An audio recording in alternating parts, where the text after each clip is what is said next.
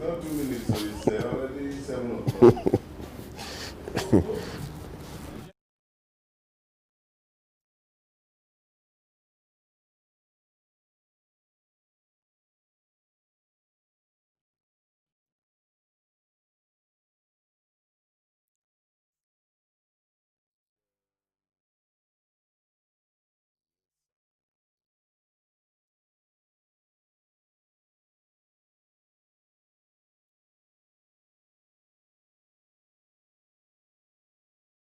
My name is Dr. Rafiu Oladipo.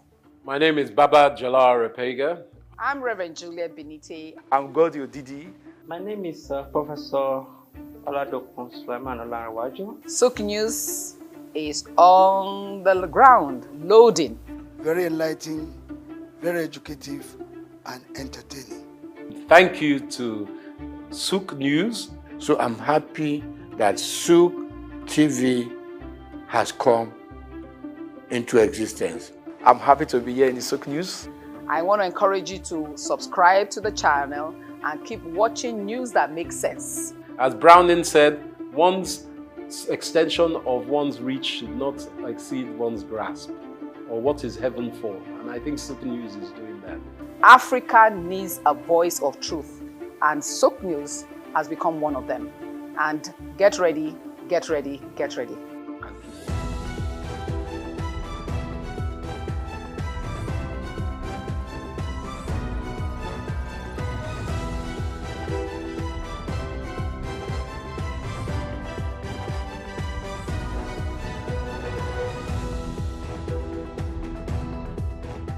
Good morning and welcome to Early Exchange with Blessing Aiche, Femi Ayodele, Sam Oruoje, and Idahosa Osamanze. It's a national orientation agency. It's, as far as I'm concerned, very idle and unprofessional. If government says that subsidy is not in oil and government is not supposed to be paying subsidy in oil, energy or whatever kind of off-grid solution we will be looking at. We are conducting mining today. Solid minerals, as an example, is, in no disrespect to anybody, is abysmal. We definitely need improvements in those areas. Of course, there are infrastructural needs. This is Early Exchange, shaping policy, advancing development.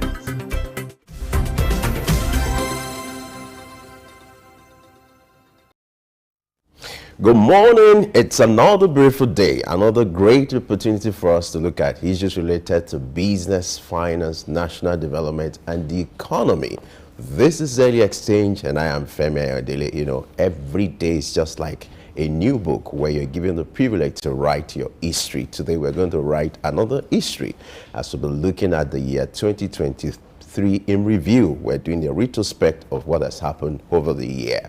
And don't forget, this is your program. This implies that you can be part of this conversation. For you, what the year has been, what has it been for you? What has been your experience? You can go on our social media platform, on our YouTube page, to narrate your experience as far as the year 2023 is concerned. We'll be looking at various sectors as far as 2023 is concerned, and you can also be part of this conversation, don't forget. Now, let's kick the ball rolling, you know, as we switch over to our newsroom, where Adeso is standing by for us to take the news update. Adeso, how are you today? Good morning. Good morning, Femi. Good morning and welcome to the morning news update on Souq News. I'm Adesoa Iramoseri. In the news, African Energy Chamber expresses optimism on 2024 global oil market stability. NERC urges electricity distribution companies to bridge metering gaps. Dubai Knowledge Park achieves Guinness World Record for largest Rubik's Cube. US extends tariff exclusions in Chinese import until May 31, 2024.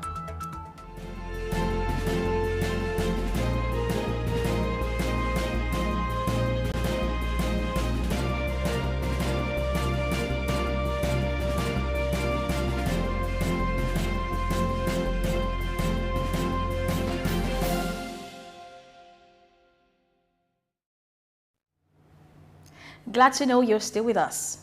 The executive chairman of the African Energy Chamber, ARC NJ Ayuk, has expressed optimism about the 2024 global oil market stability, attributing it to the strong support extended to the Organization of the Petroleum Exporting Countries OPEC. He noted the successful collaboration between OPEC, OPEC Plus, and global member countries in ensuring sustainable growth for the African oil sector. This optimism was reinforced during the 36th OPEC and non-OPEC ministerial meeting, where an agreement was reached on production quotas for 2024. Nigeria, like Angola, had initial disagreements over its production quota, but these issues were seemingly resolved at the November 30 meeting. Minister of State for Petroleum, Senator Heniken Lokobiri, reiterated Nigeria's dedication to OPEC's objectives and emphasized the country's readiness to contribute constructively to ongoing dialogues. In a bid to enhance safety and security measures for all Nigerians, the Nigerian Police Force has rolled out the upgraded electronic central motor registry. In a statement by the Force Public Relations Officer, ACP Olumuyiwa Adejobi, it was emphasized that the system is a significant advancement aimed at strengthening law enforcement capabilities and ensuring citizens' overall well-being. He noted that the system is designed to enable swift and efficient tracking of stolen vehicles, maintain an accurate and up-to-date database of registered vehicles, and prevent the re-registration of stolen vehicles. The force reassured the public of its commitment to public welfare, along with other police-designed applications, in achieving this goal. To register for the electronic central motor registry, individuals and corporate bodies can visit the official website of the Nigerian Police Force. The National Information Technology Development Agency and Micro, Small and Medium Enterprises MSMEs have rallied behind the push for increased digitalization and technological innovation to optimize the operations of these businesses and foster effective service delivery. This was revealed during the Development Bank of Nigeria's 4th annual lecture series in Abuja. The Director General of the National Information Technology Development Agency, NITDA, and keynote speaker at the event, Malam Kashifu Abdullahi, noted the importance of digitalization in enhancing the ease of doing business for MSMEs, citing examples of increased operational efficiency through technological innovations. Moving on, the Nigerian Electricity Regulatory Commission has urged electricity distribution companies DISCOs to employ any of the 5 meter financing frameworks outlined in the 2021 Meter Asset Provider and National Mass Metering Program to bridge their respective metering gaps. The Commission, in its Quarter 3 2023 report, disclosed that a total of 148,389 meters were installed during this period, indicating a decrease from the 181,059 meters installed in Quarter 2 2023. The report detailed that 147,736 meters were installed under the MAP framework, while 207 meters were installed under the National Mass Metering Program. The vendor-financed framework saw 446 meters installation, with no installations recorded under the DISCO's financed framework. The Commission highlighted its efforts to protect customers from exploitation by issuing monthly energy caps for all feeders in each DISCO, setting the maximum amount of energy that may be billed to unmetered customers for the respective month. In another development, the Federal Competition and Consumer Protection Commission has imposed a $110 million fine on British American Tobacco Nigeria and its affiliates due to several breaches of the FCCPC Act and the National Tobacco Control Act. Alongside the fine, British American Tobacco Nigeria will undergo a 24-month compliance program monitored by the FCCPC to ensure adherence to fair business practices. They are also mandated to conduct a public health advocacy campaign compliant with regulations. Additionally, it will provide written assurances to the Commission as part of their obligations under the consent order.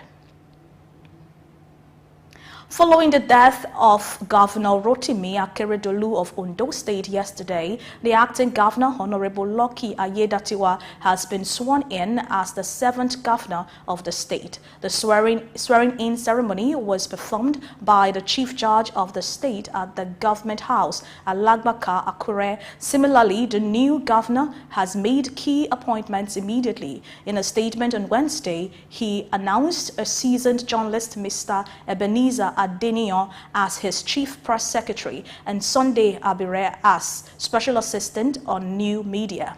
In the statement signed by the state deputy chief of staff, Olusegun Omojua, the governor also announced Smart Omoduni as special assistant to the governor on political matters, Motunrayo Oyedele, the special assistant to the governor on photography, and Temitayo Ikperepolu as the special assistant to the governor on domestic and government house.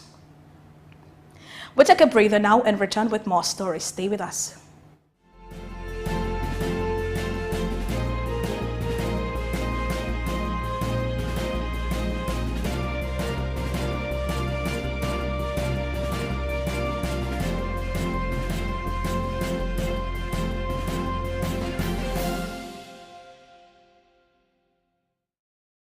Let us also give thanks for Jesus, because Jesus is the reason for this whole season. It's also the reason why we have hope that as we journey into the new year, it will not be in vain and that things will get better. This Christmas, I'm joining this unit in wishing Nigerians, wherever they are, saying to them, Merry Christmas. The church is wishing everybody a Merry Christmas, a happy and prosperous New Year. I wish everybody a Merry Christmas and Happy New Year in advance. I wish everybody in Nigeria Merry Christmas and Happy New Year in advance. God bless Nigeria. God bless everybody. Have a good Christmas. Have a Merry Christmas. I wish you all the best.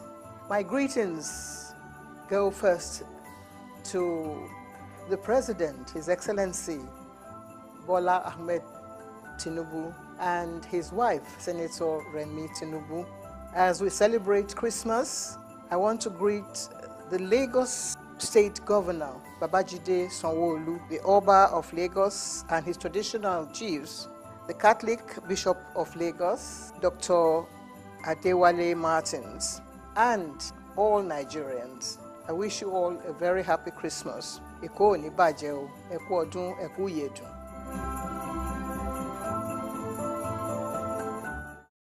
I'm okay. My name is Raymond Bola Brown. Hi, my name is Fred Amata, and you are on to Souq News. If you are watching this channel for the first time, make sure you continue to watch it, because this is Souq News. Shout out to Souq News. Actually, I don't know. I really enjoyed the little moment I spent with you, and I think with more of this. Souq News. Here's the Souq News, who had the courage to transcend a locked-off camera and actually have a conversation with a human being. It's a pleasure, Souq News. Thank you very much.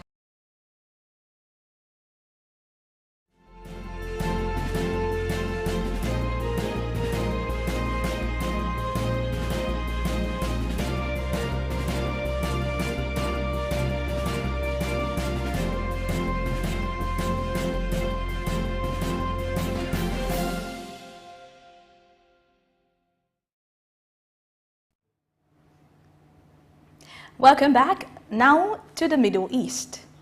In his capacity as the ruler of Dubai, Highness Sheikh Mohammed bin Rashid Al Maktoum has issued Law Number 26 of 2023 concerning the Executive Council of Dubai.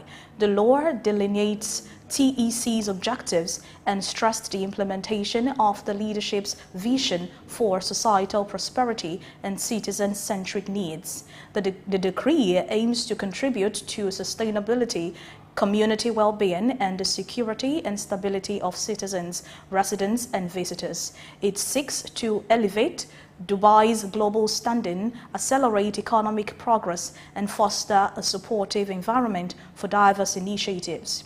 The law also addresses the formation of a General Secretariat for TEC, detailing its competences, authorities, and responsibilities in supporting decision-making processes. It provides a comprehensive framework for the appointment of key positions and sets the effective date of the law.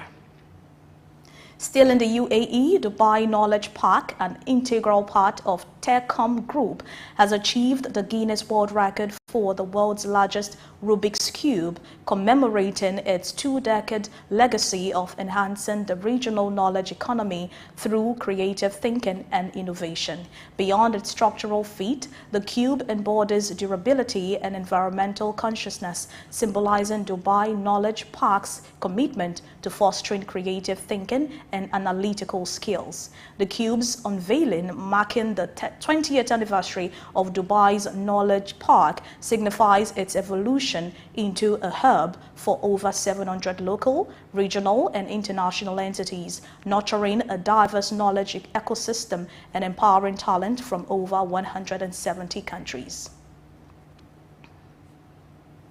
Turkey's monthly minimum wage for 2024 is set to be 17,000 Turkish lira, approximately 578.31, according to Labour Minister Vedat Işkan, marking a substantial 49% increase from the level set in July and a noteworthy 100% hike from January. This adjustment comes amid economic challenges, with Turkey experiencing an annual inflation rate of 61.98% in November, the highest this year.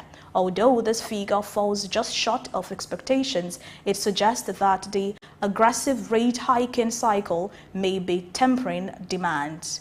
The Turkish lira has already lost another 35% of its value this year, thereby increasing the cost of living challenges faced by the population.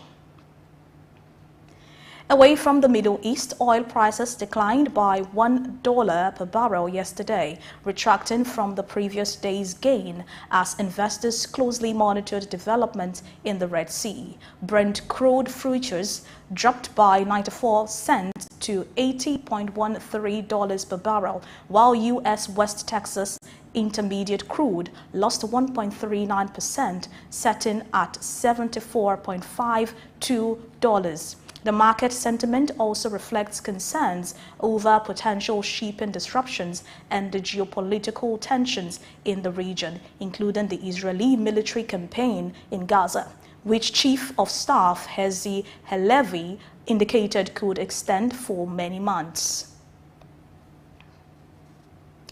And finally, China is set to bolster domestic demand, facilitate a swift economic recovery, and ensure stable growth, as outlined in an interim report on the 14th five-year plan released by the Parliament, emphasizing the restoration and expansion of consumption. Head of the State Economic Planning Body, Zheng Shengjie, noted the priority to stabilize bulk consumption and promote service-related consumption. Additionally, China plans to accelerate reforms focusing on expanding the middle-income bracket and deepen market-oriented reforms. The government aims to address challenges for the post-pandemic economic recovery, including a property slum, local government debt risks, and sluggish global growth. And that's all we can take on the morning news update right here on Souq News. I'm Adesua Eramoseli. Many thanks for watching.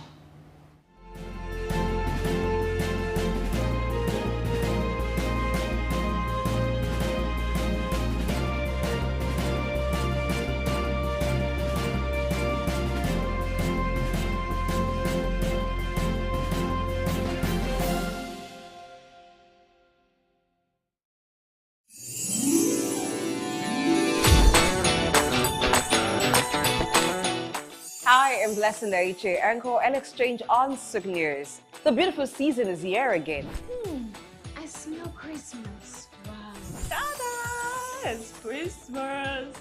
Christmas is a holiday where we celebrate the birth of Christ. It is a super celebration where we share love and many cheers.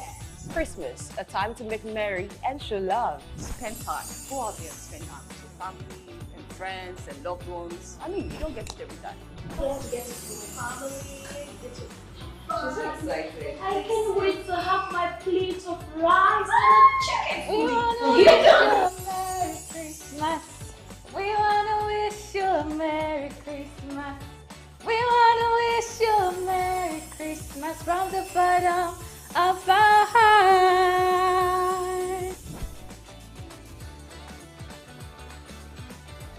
I am Lady Sansa. Merry Christmas. I'm Adesiwa Iramosele. I'm a presenter and anchor right here on Souq News. And I'm wishing you a Merry Christmas and a prosperous New Year. Merry Christmas. Have fun. I am Osama Idahosa, Femi Watch Limited owner of Souq News and Watch Radio. Wishing you a very wonderful Christmas. Christmas represents the incarnation of God, becoming man and showing us the greatest of love. It's a season to love one another. Show love to a brother out there and let the love move around. Merry Christmas and a prosperous New Year!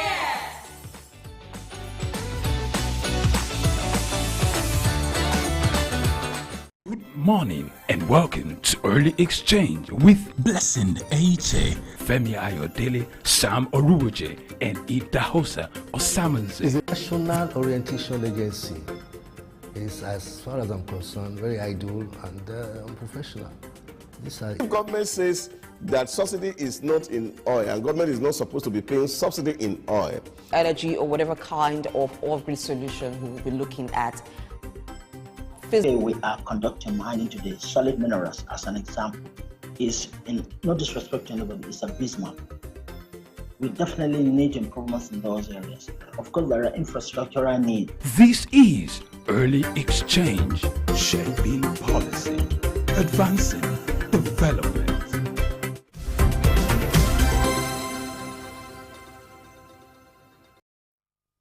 All right, thank you, Adesua, for the news update. It's time for us to do news analysis now, where we review the major headlines trending today. And as far as Early Exchange team is concerned, we give you the best of analysis. We're always objective and not subjective, because our job is to put out whatever is there and analyze for you to understand and also draw your conclusion.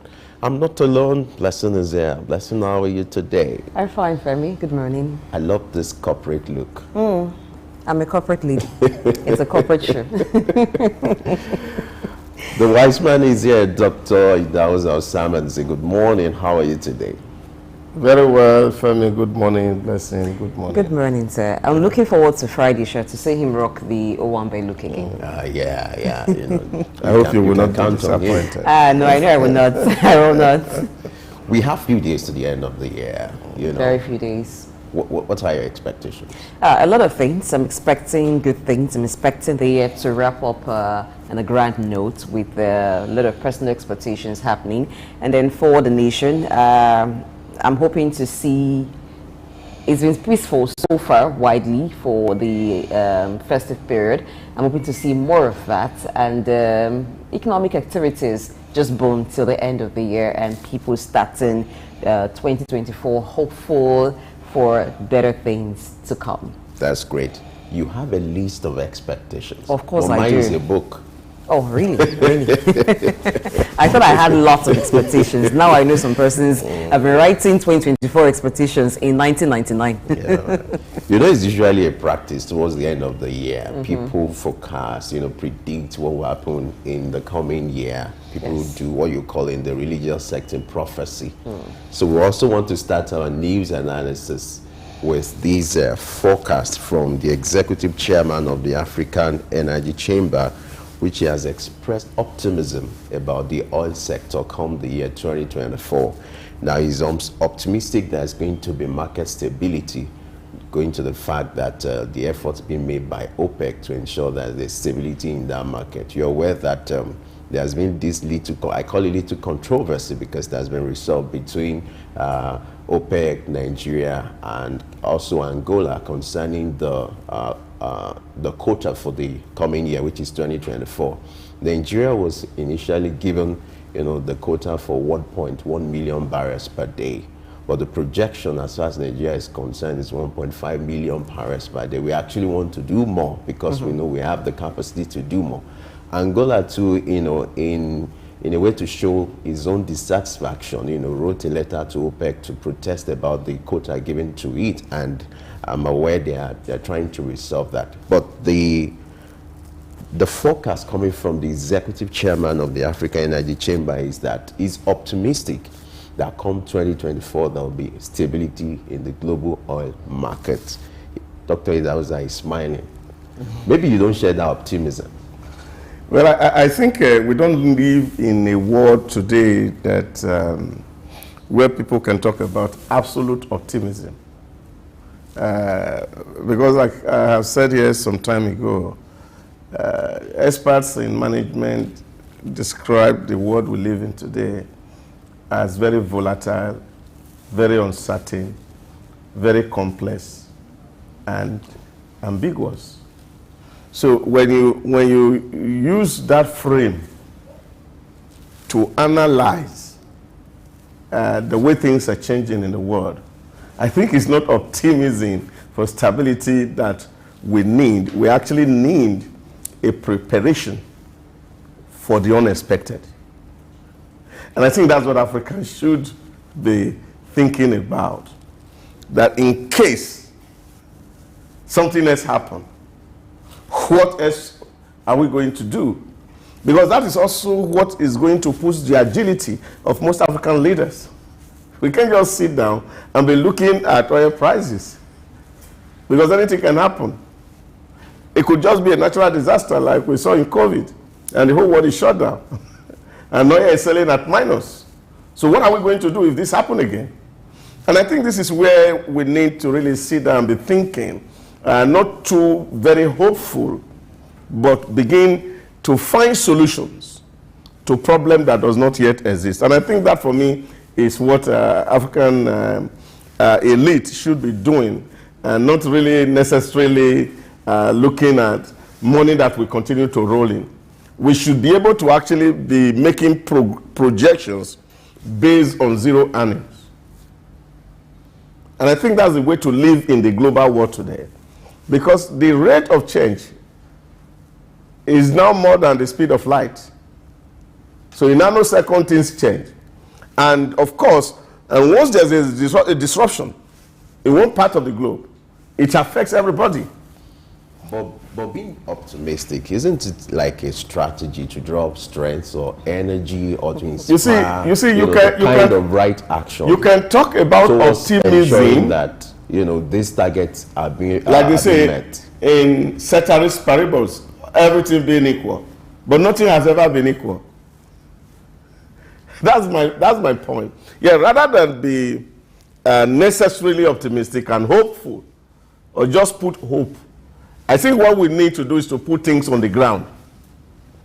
What are alternatives that we can exploit? And I think that's what other people are doing. So you are saying that if you're saying that there's a whole lot of effort to constrain your market, you read that in the news this morning about China. So you turn your searchlight inside. So in case the outside is blocked, then we are not caught unawares. And I think that for me is what it is. Because when we seem to express this hope that things are going to be stable and then things are no longer stable, that's not when we should start to plan. We should plan and have a mindset that things are not going to be stable.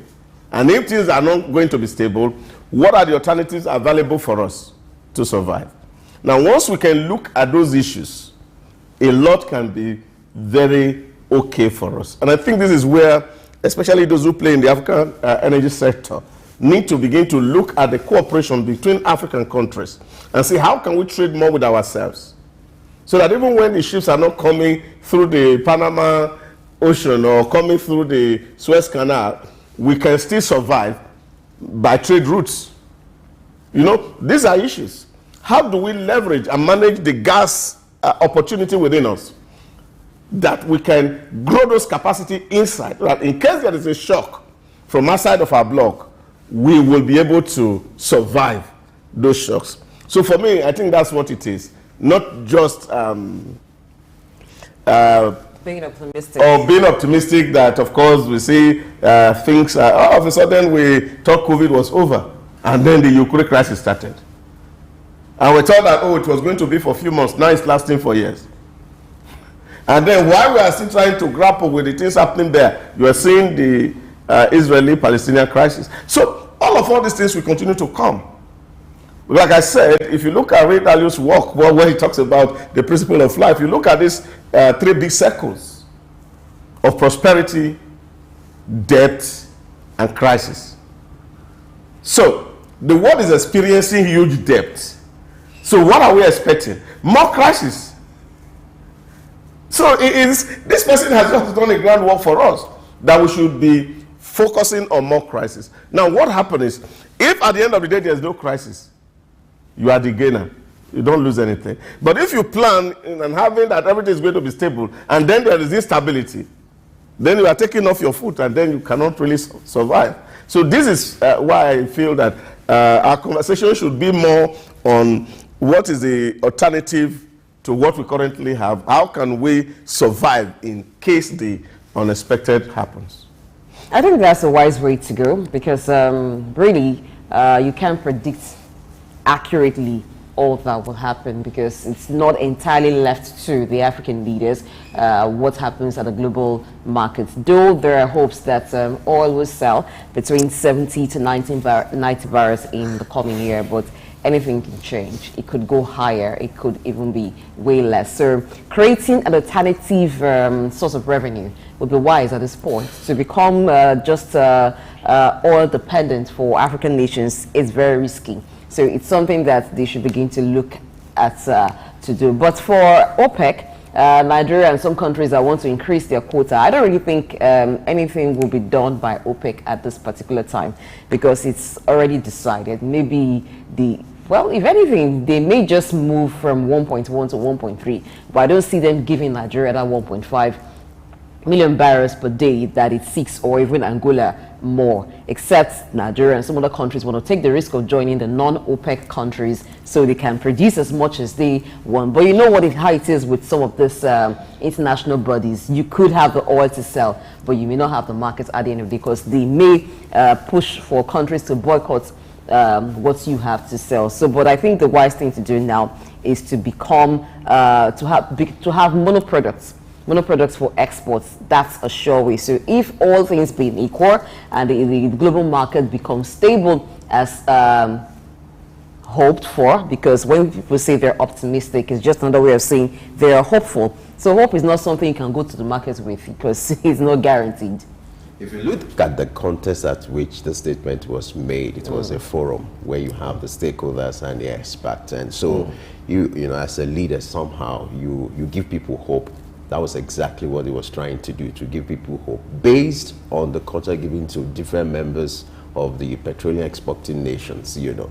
But the truth here, like you say, in reality, you might plan, things might not turn out the way you've planned it, and that's why what it's on paper versus what becomes reality, it's critical. And then for Nigeria, I think what we also need to do is to look inward. If the projection is for us to produce 1.5 million barrels per day, which is according to the minister now, he feels that's what Nigeria can do, in contrary to the OPEC quota given, which is 1.1 million. And so it's important for Nigeria now to sit up and look inward to see how they can meet that target. And then block all the loopholes as well. It's even to look at the fundamentals. We used to have 2.1 million quotas. Yeah, sure. 2.1 million barrels. And we were not able to meet those quotas. And I think it's also to allow for projections for even buyers to know what you can actually do. Have we resolved and sorted the issues around the Niger Delta?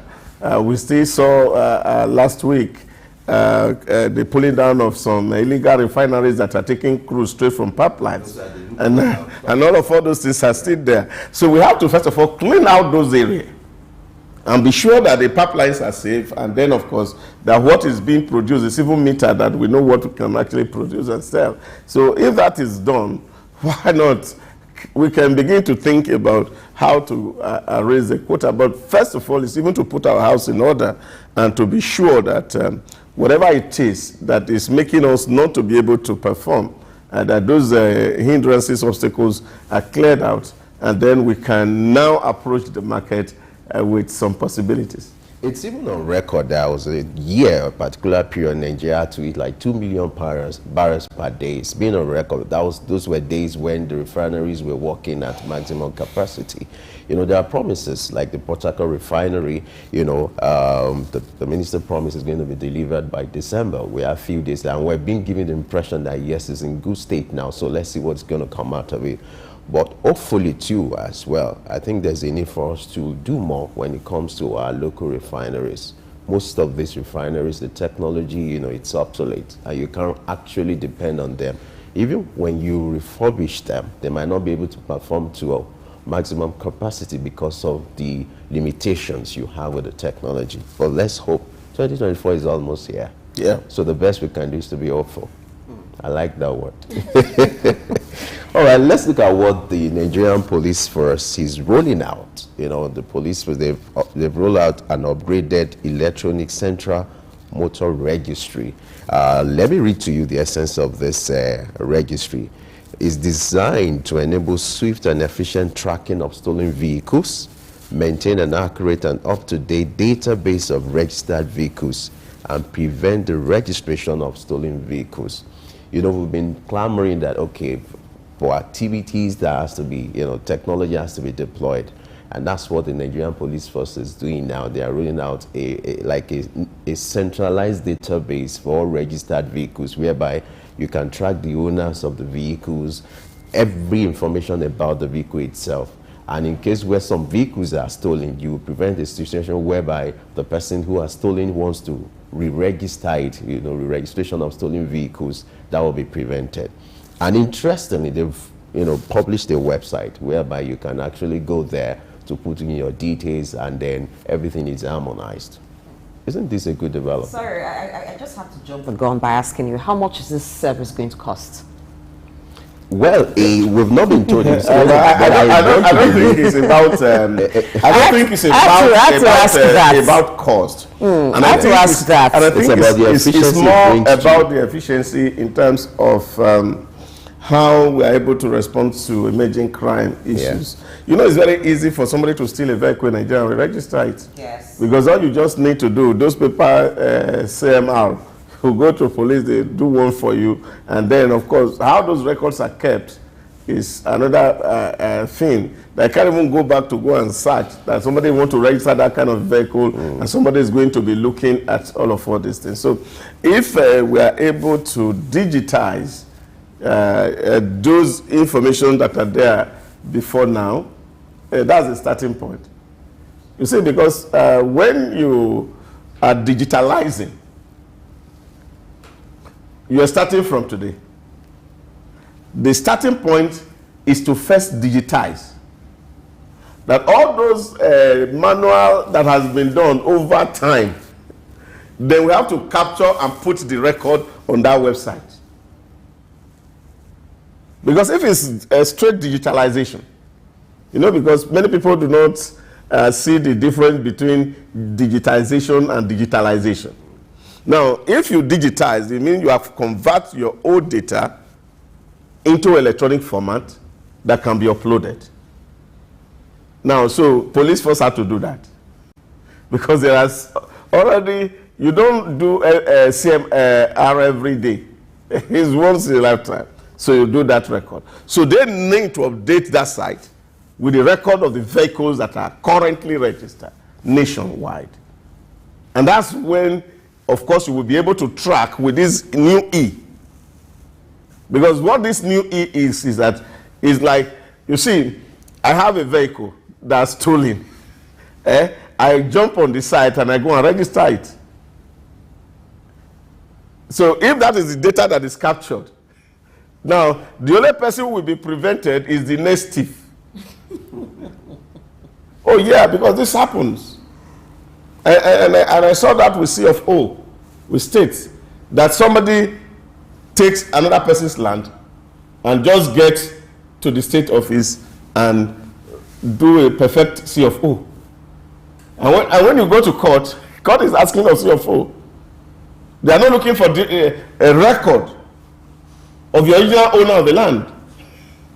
So if these things are not done in such a way that you digitize the process and then of course convert the old data that are manual into electronic format that can be uploaded, then you will be able to track. But outside of it, I think it's a very, very good development. And one of the things that we cannot stop advocating here in Nigeria is the fact that we need to go electronic. And that is important. All countries in the world, they are adopting blockchain technology to drive the process of governance, such that whatever thing that is happening, so if a vehicle is stolen in Kano and somebody bring it to the Lagos market, you want to register it, then of course the system will flag it off that this is stolen. So that will reduce crime drastically, especially the stealing of car. So like you said, is online you are going to do, of course you pay token. Again, of course, it also make revenue even secure for government, because this process of faking CMR, it will also be taken care of. And then, of course, the revenue, because in this case, if you're going to do it digitally, which means, of course, you have to use remitter for payment. So that also will boost revenue for government. On the whole, I think it's something that is should be appreciated, that the police is thinking digital. Thank you for landing where I started, because I had to ask, how much will this cost? I know very well it's not going to be free. The reason the website is free. It now depends on what you want to do when you get to the website. What would you want to do in the website if it's not to register your vehicle? Why would you go there? So if you need to register... Is this a movie site? No. No, but even at Mama it's not free. You have to pay for it. You could go there to find out. If, for instance, you buy a vehicle now, in fact, there are reports even suggesting that Nigerians now, they buy more of Nigerian used vehicles than the brand new ones. So if you buy that kind of vehicle, what it means is for you to ascertain the true owner of the vehicle, whether it's stolen or not. It's easier for you to go to the website, you input the details of the vehicle, the registration number, and every other thing, and that gives you every information you need to know about it. But now if you now need to register your vehicle, that could be another ball game, which according to this series, it has not been stated. But the essence of this is for you to have a database to ascertain the true owner of the vehicle. And that gives you easy access, because it's something you can access on your phone. I get so it makes it easier for you. The reason I asked the question first, like how much is it going to cost? For phones that are stolen and people want to track where the phone is, they go over to the police. They have a department that handles that. And you are told to pay sometimes 50,000 naira to track the phone. And the person weighs the cost. Maybe the phone that was stolen is 100,000 naira. And the person has used that phone for like a year or two. I'm asked to pay 50,000 naira to track the phone. The person thinks again and just weighs the options. Maybe I just add another 50,000 naira to that money and go buy myself a new phone. Because sometimes these services cost. I like the initiative, but the workability of it, going by what we already know, is what I doubt. I'm sorry, I am not optimistic this time around that it's going to work the way we expect it to be, because I think the cost attached to it might just be a barrier. No. I think it will become cheaper, because now you are not requiring too much of paper, you are not requiring too much of human intervention. What you just require is that the server is up and running, and then you can log in electronically and you do this thing. Let me give you one very funny scenario in the UAE. If, for example, you have an accident on the road and you want to call the police, the police will come. When they finish investigating the accident scene, they will give you a bill and say, thank you for calling us. You have 1,200 dirham to pay for our service. And if you are somebody who is new in the environment, say, why? I call police. They say, it was a luxury for you to call us, because you can access this same service online. So you don't need us to be here. So since you now need us to come, you are doing it at your own luxury. That's the point of making. So you see, if you're going to track one phone, you're going to deploy men. Technology is not going to look at, for example, they can use the device to see, for example, where the phone is. But men have to be moving from one place to the other to go and look for that telephone to recover it. They'll be fueling the vehicle. You will have more than 3 men who could be there. And now the phone is not going to be in the same place. The phone can also be moving, and somebody is tracking it. So that's a cost on its own. What the website has done is that it has reduced the pressure of people having to come to Zone 2 in Lagos, for example, to come and do a CMR. Then the police can actually now use their time to do and focus on proper things that they should be doing, which is the security of life and property. So you won't have personnel and men who you just put in one place. At the maximum, you have 1 person or 2 persons at the front end and the back end of the server to ensure that this service is done well. So you see, that is what it is. So the cost will drastically go down. So it will not be as expensive as it were. But again, energy. Yeah, are you trying to save time and energy?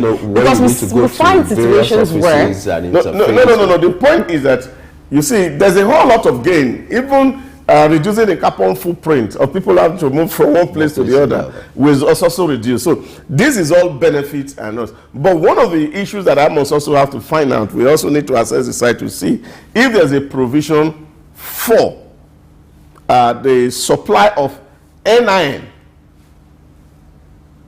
Attached to every vehicle. Every vehicle. Because they're talking about data here. So it's not just going to be police data alone. It's police data vis-a-vis the data on the national database. So we'll be able to check whether the address of the new owner tally with the address he has on his NIN. And once this is done and we're able to validate this process, I think it will be a better thing that this vehicle theft will reduce drastically, because except that they want to take it across the border or they want to take it for butchering. Otherwise, there will be no more incentive to steal vehicle for sale. The initiative is laudable, but I doubt the process to it. Now, we talk about it saving time. How are we sure that it's going to save time? No. You can have e-registration, and we can also have the fact that you are asked to come with your documents again to have everything registered. So we can have duplicity of registration. You do the online part, and then you do the manual part. No. Okay. That is not stated. You see, we have to put the argument where it is. Let's hope it doesn't happen. What I'm saying is complete E. Of course, you actually get your CMR electronically signed. So that's what it is. So you can then download and print out.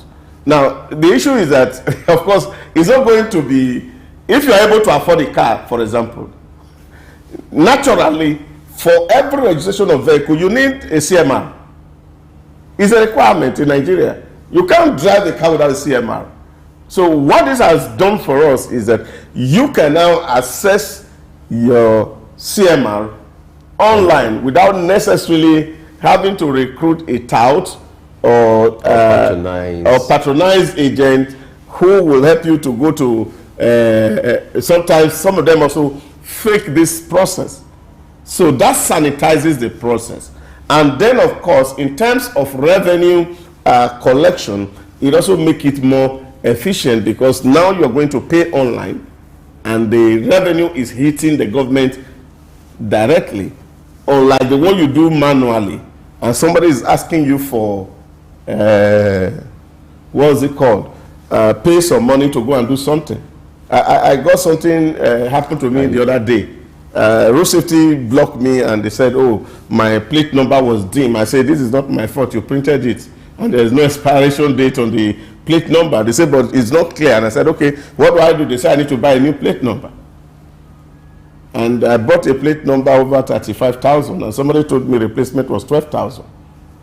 So if I have that service online, It will be simpler for me to put it on online and then get my service delivered. But because we are not paying online, somebody is charging me 2 times what or 3 times what I'm supposed to pay, and then of course thing is doing me hard.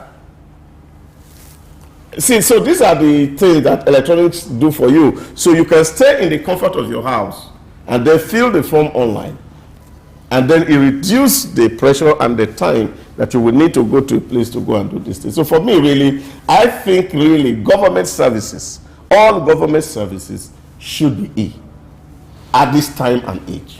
Well, that's for this particular one, I think over time we'll need to revisit it and see how the process goes. But I have my doubts. No, you don't need to have your doubts. I was talking with Mr. Sam yesterday while he was coming from Kigali. He said, oh, his visa was for 30 days. And then he has exceeded 30 days by 1 day. And so you go to the airport and you put your passport, and then they say to you, go to a rainbow. You need to clear some certain things, and you have to go there. There's a fine for it. You go there, you pay, then they allow you to go. It's as simple as that. See, everything comes at a cost, and government is run at a cost. So we must get to that level of conversation that anybody who has money to buy a car should not be afraid to register that car. All right, let's move on to what affects virtually every Nigerian, the issue of power supply. You know, the Nigerian Electricity Regulatory Commission has urged, you know, the distribution companies, the DISCOs, to stick to the framework guiding the issue of mass metering across the nation. This issue of provision of meters, you know, has been putting up one crisis or the other, and I don't know why it's becoming a challenge over the years. You should know why.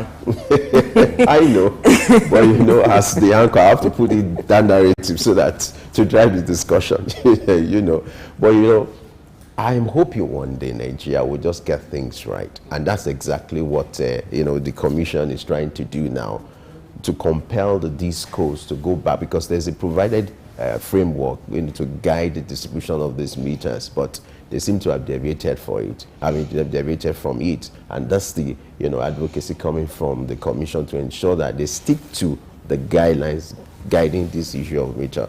Dr. Idahosa, why do we have this age-long crisis when it comes to the issue of metering, in spite of the fact that some of these things are produced locally?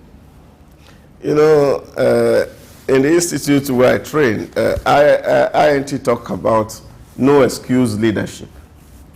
And I think what the Commissioner for National Electricity Regulatory Agencies Commission is doing is only excusing things that are not excusable.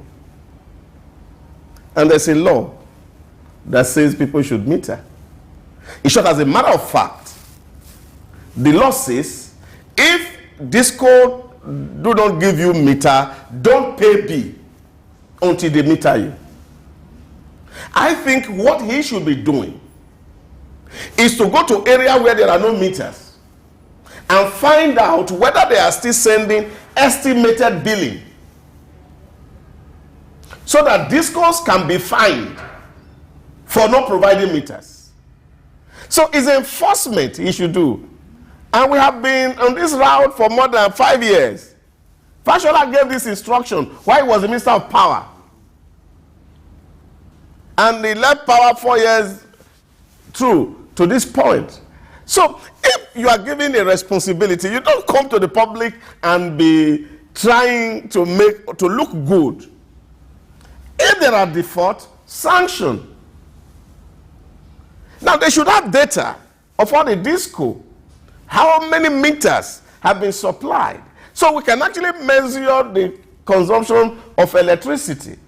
So for me, somebody coming out to say, oh, when you keep treating national emergency with kid glove, you know that you are really not out for solution.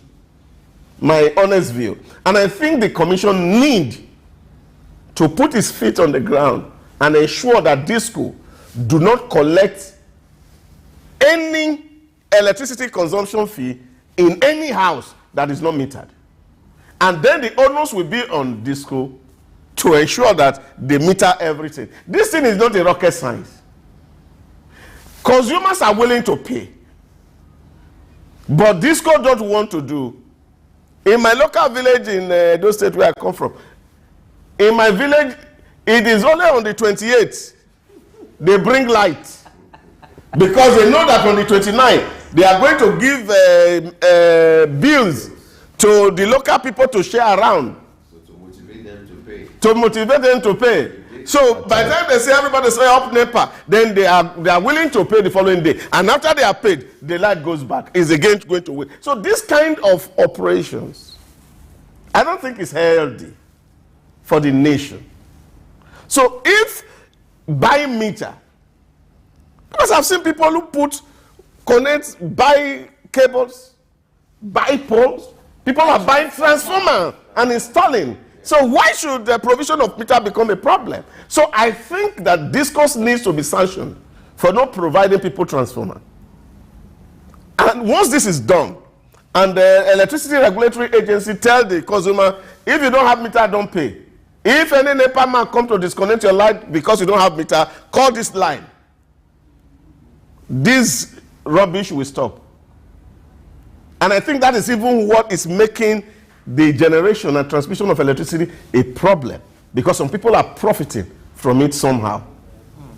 You know, when Femi asked the question, he doesn't know why it's a challenge metering every house. And I told him that he should know. Because it pays more. It's more profitable to do estimated billing than actually meter houses. People have paid, some persons have paid for meters. And months have gone by. We are yet to get the meter. And at some point, people have to lobby for meters to be given to them.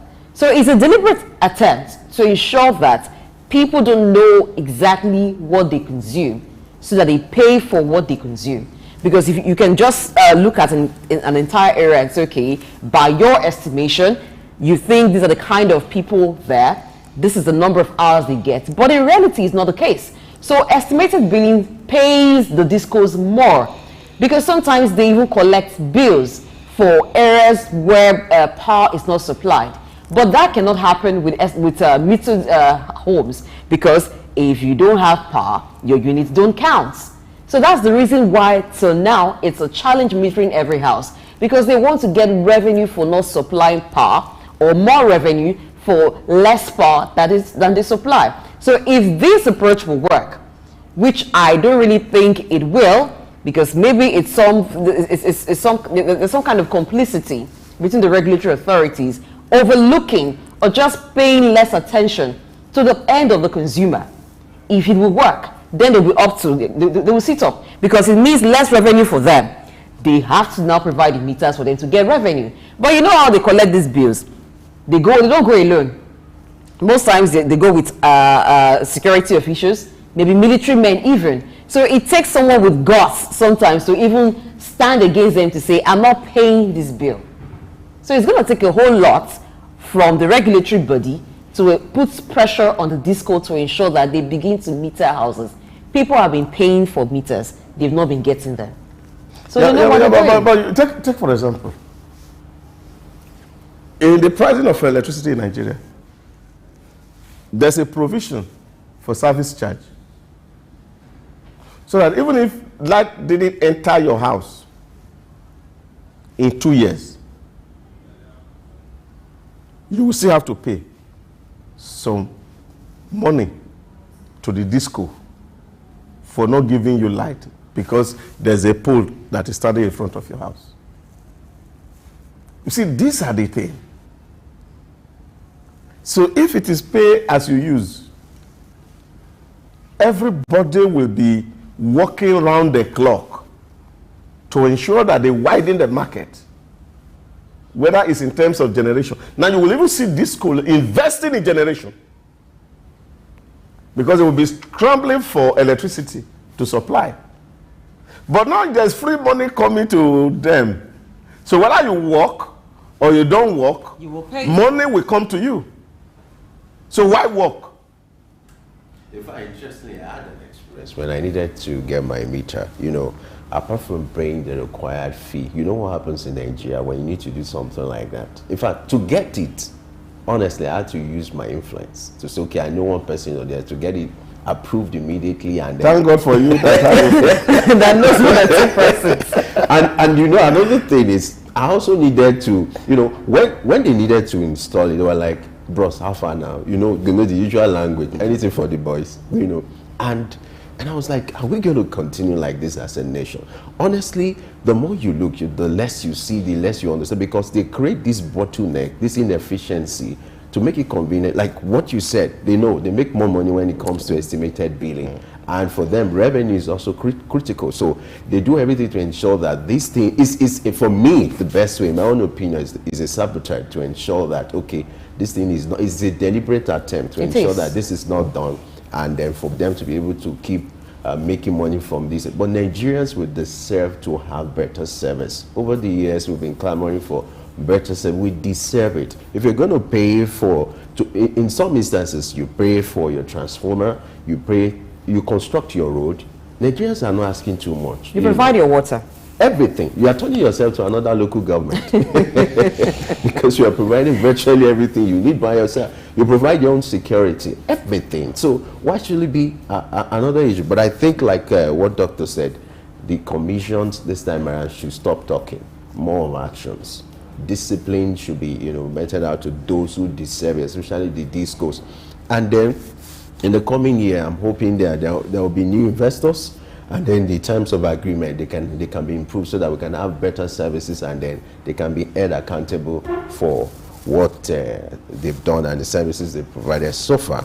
All right, let's wrap up with this story, this interesting story from the Consumer Protection Commission, which imposed a sum of $110 million fine on the British American Tobacco, the Nigeria and its affiliates, you know, due to several breaches of the Act and the National Tobacco Control Act. Why I love the story is, the truth is, nobody's above the law. If there's an act or is a regulation that guides the operation of a particular company, you're expected to stick to it. And once you flout the rules, you're supposed to be, in fact, given that discipline measure in order to deter others from doing it. And if you look at the company in question, when it comes to that sector, is a big player, you know, is a force to reckon with. And you expect that if example is made of such a company, is a signal to other people that yes, you don't do this. And I'm happy with the fact that the Consumer Protection Council is waking up to his responsibility to regulate that activity. That say, okay, if you have flouted this rule, this act that guides your operation, you have to be fined. I don't know if you have a contrary opinion. Yeah, I think it's good to also know that BAT has agreed to pay the fine. And I think that's the most important thing. So somebody has given a fine. Yes, and of course they are taking responsibility for flouting. So we hope that this serves a real deterrent to all all companies operating within Nigeria, that there are certain laws that are laid down on how companies should operate, and if people violate it, then there should be severe consequences. And when people see that there's consequences for action, then of course taking responsibility become something that will be just natural or normal. So I think that's the way to go. More money for government also, for flouting, and yes, for flouting, yeah. Yeah, that's some money. Yeah, so it's more money for government, and we hope that they do well and they stick to the rules and play by the rules. And that is what it is everywhere across the globe. And government makes money for companies that are errant. Just talking about Apple struggling with the United States American Consumer Council. Google is having issues everywhere in Europe. So this is what it is. If you flout the rule, then you pay big.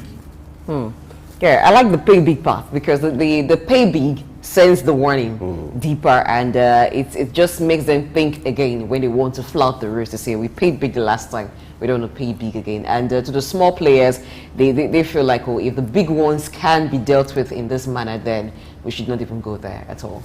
All right, I think we can wrap up now. Call it a wrap for our news analysis. Of course we can. Thank you so much, Dr. Idahosa and Blessing, for providing the right compliments and for being objective. All right, we'll go on a short break now.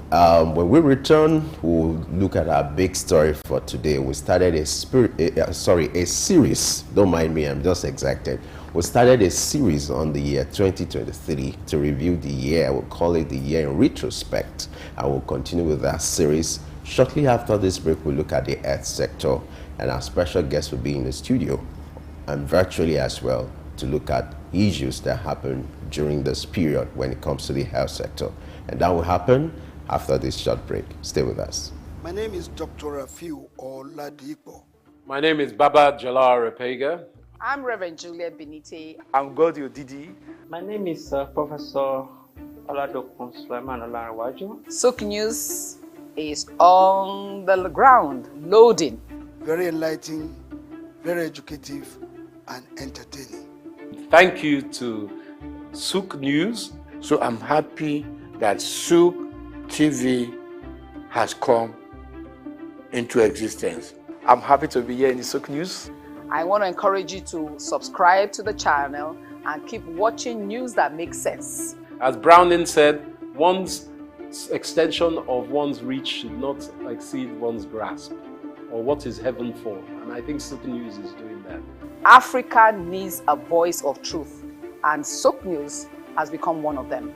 And get ready, get ready, get ready. And keep watching. Keep watching Souq News. Keep watching Souq News. It's a place to be. Keep watching. My name is Olatunji Shoti Miri. I'm a performing artist and, television radio presenter and a university lecturer, Unilag. Keep watching Souq News.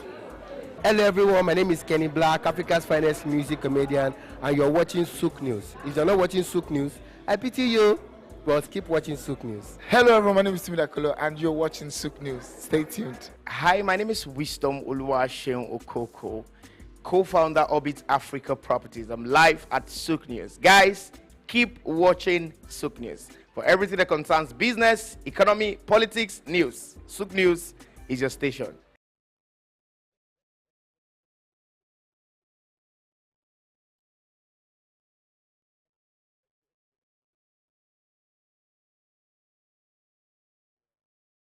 Let us also give thanks for Jesus, because Jesus is the reason for this whole season. It's also the reason why we have hope that as we journey into the new year, it will not be in vain and that things will get better. This Christmas, I'm joining this unit in wishing Nigerians, wherever they are, saying to them, Merry Christmas. The church is wishing everybody a Merry Christmas, a happy and prosperous New Year. I wish everybody a Merry Christmas and Happy New Year in advance. I wish everybody in Nigeria Merry Christmas and Happy New Year in advance. God bless Nigeria. God bless everybody. Have a good Christmas. Have a Merry Christmas. I wish you all the best. My greetings go first to the President, His Excellency Bola Ahmed Tinubu, and his wife, Senator Remi Tinubu. As we celebrate Christmas, I want to greet the Lagos State Governor, Babajide Sanwo-Olu, the Oba of Lagos, and his traditional chiefs, the Catholic Bishop of Lagos, Dr. Adewale Martins, and all Nigerians. I wish you all a very happy Christmas. Eko ni baje o, eku odun, eku yedun.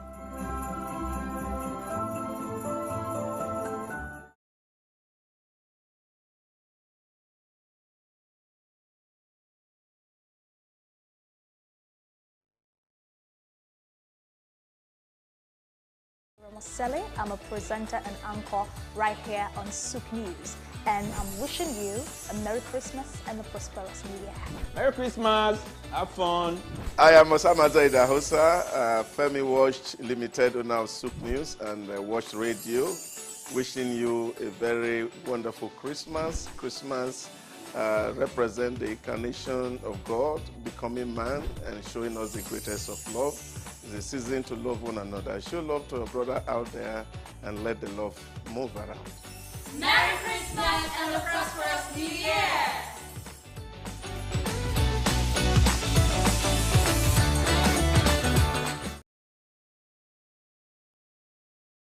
Idumota Market. Eko Idumota, once a residential neighborhood, is home to Idumota Market located on Lagos Island. It is one of the oldest and arguably one of the largest markets in West Africa. Idumota is a historic neighborhood adjacent to the Lagos port that facilitated the slave trade, and later under the British indirect rule, it surrounded to exports that fueled the colonial enterprise. Idumota was also the location of an armed forces remembrance cenotaph called Soja Idumota, built as a monument to Nigerian soldiers who served with the West African Frontier Force. An Eyo Masquerade statue and a clock tower are also some monuments at Idumota. Idumota Market is so popular that large sales are recorded as early as 7 a.m. The market is made up of hundreds of locked-up shops occupying several multi-story buildings, with some measuring about 5 or more floors. In 2010, the Lagos State government demolished some illegal structures in order to improve vehicular and human movement in and around the markets. During weekdays, the neighborhood of Idumota is densely populated by shoppers, traders, and bus passengers. From the Carter Bridge ascending into Lagos Island, passengers can see the neighborhood before disembarking at their final destination. Idumota Market accommodates the substantial inflow of imported goods. The bulk of import from abroad are routed first through Idumota and then on to other markets through Nigeria and other West and Central African countries. The energy of private Idumota traders and wholesalers facilitate this activity, where millions of US dollars worth of wholesale is exchanged daily. Idumota Market, Souq Enlightenment.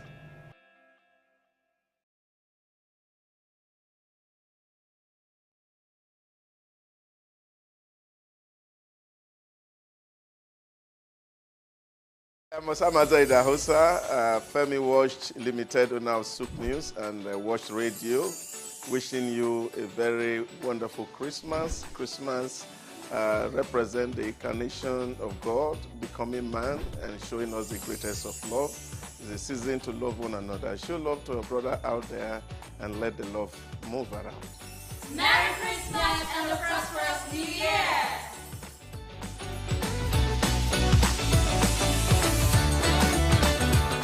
Good morning and welcome to Early Exchange with Blessing Aiche, Femi Ayodele, Sam Oruoje, and Ida Hosa Osamanze. It's a national orientation agency. It's, as far as I'm concerned, very idle and unprofessional. Government says that subsidy is not in oil and government is not supposed to be paying subsidy in oil. Energy or whatever kind of oil-grid solution we will be looking at. Today we are conducting mining today. Solid minerals, as an example, is, in no disrespect to anybody, is abysmal. We definitely need improvements in those areas. Of course, there are infrastructural needs. This is Early Exchange, shaping policy, advancing development.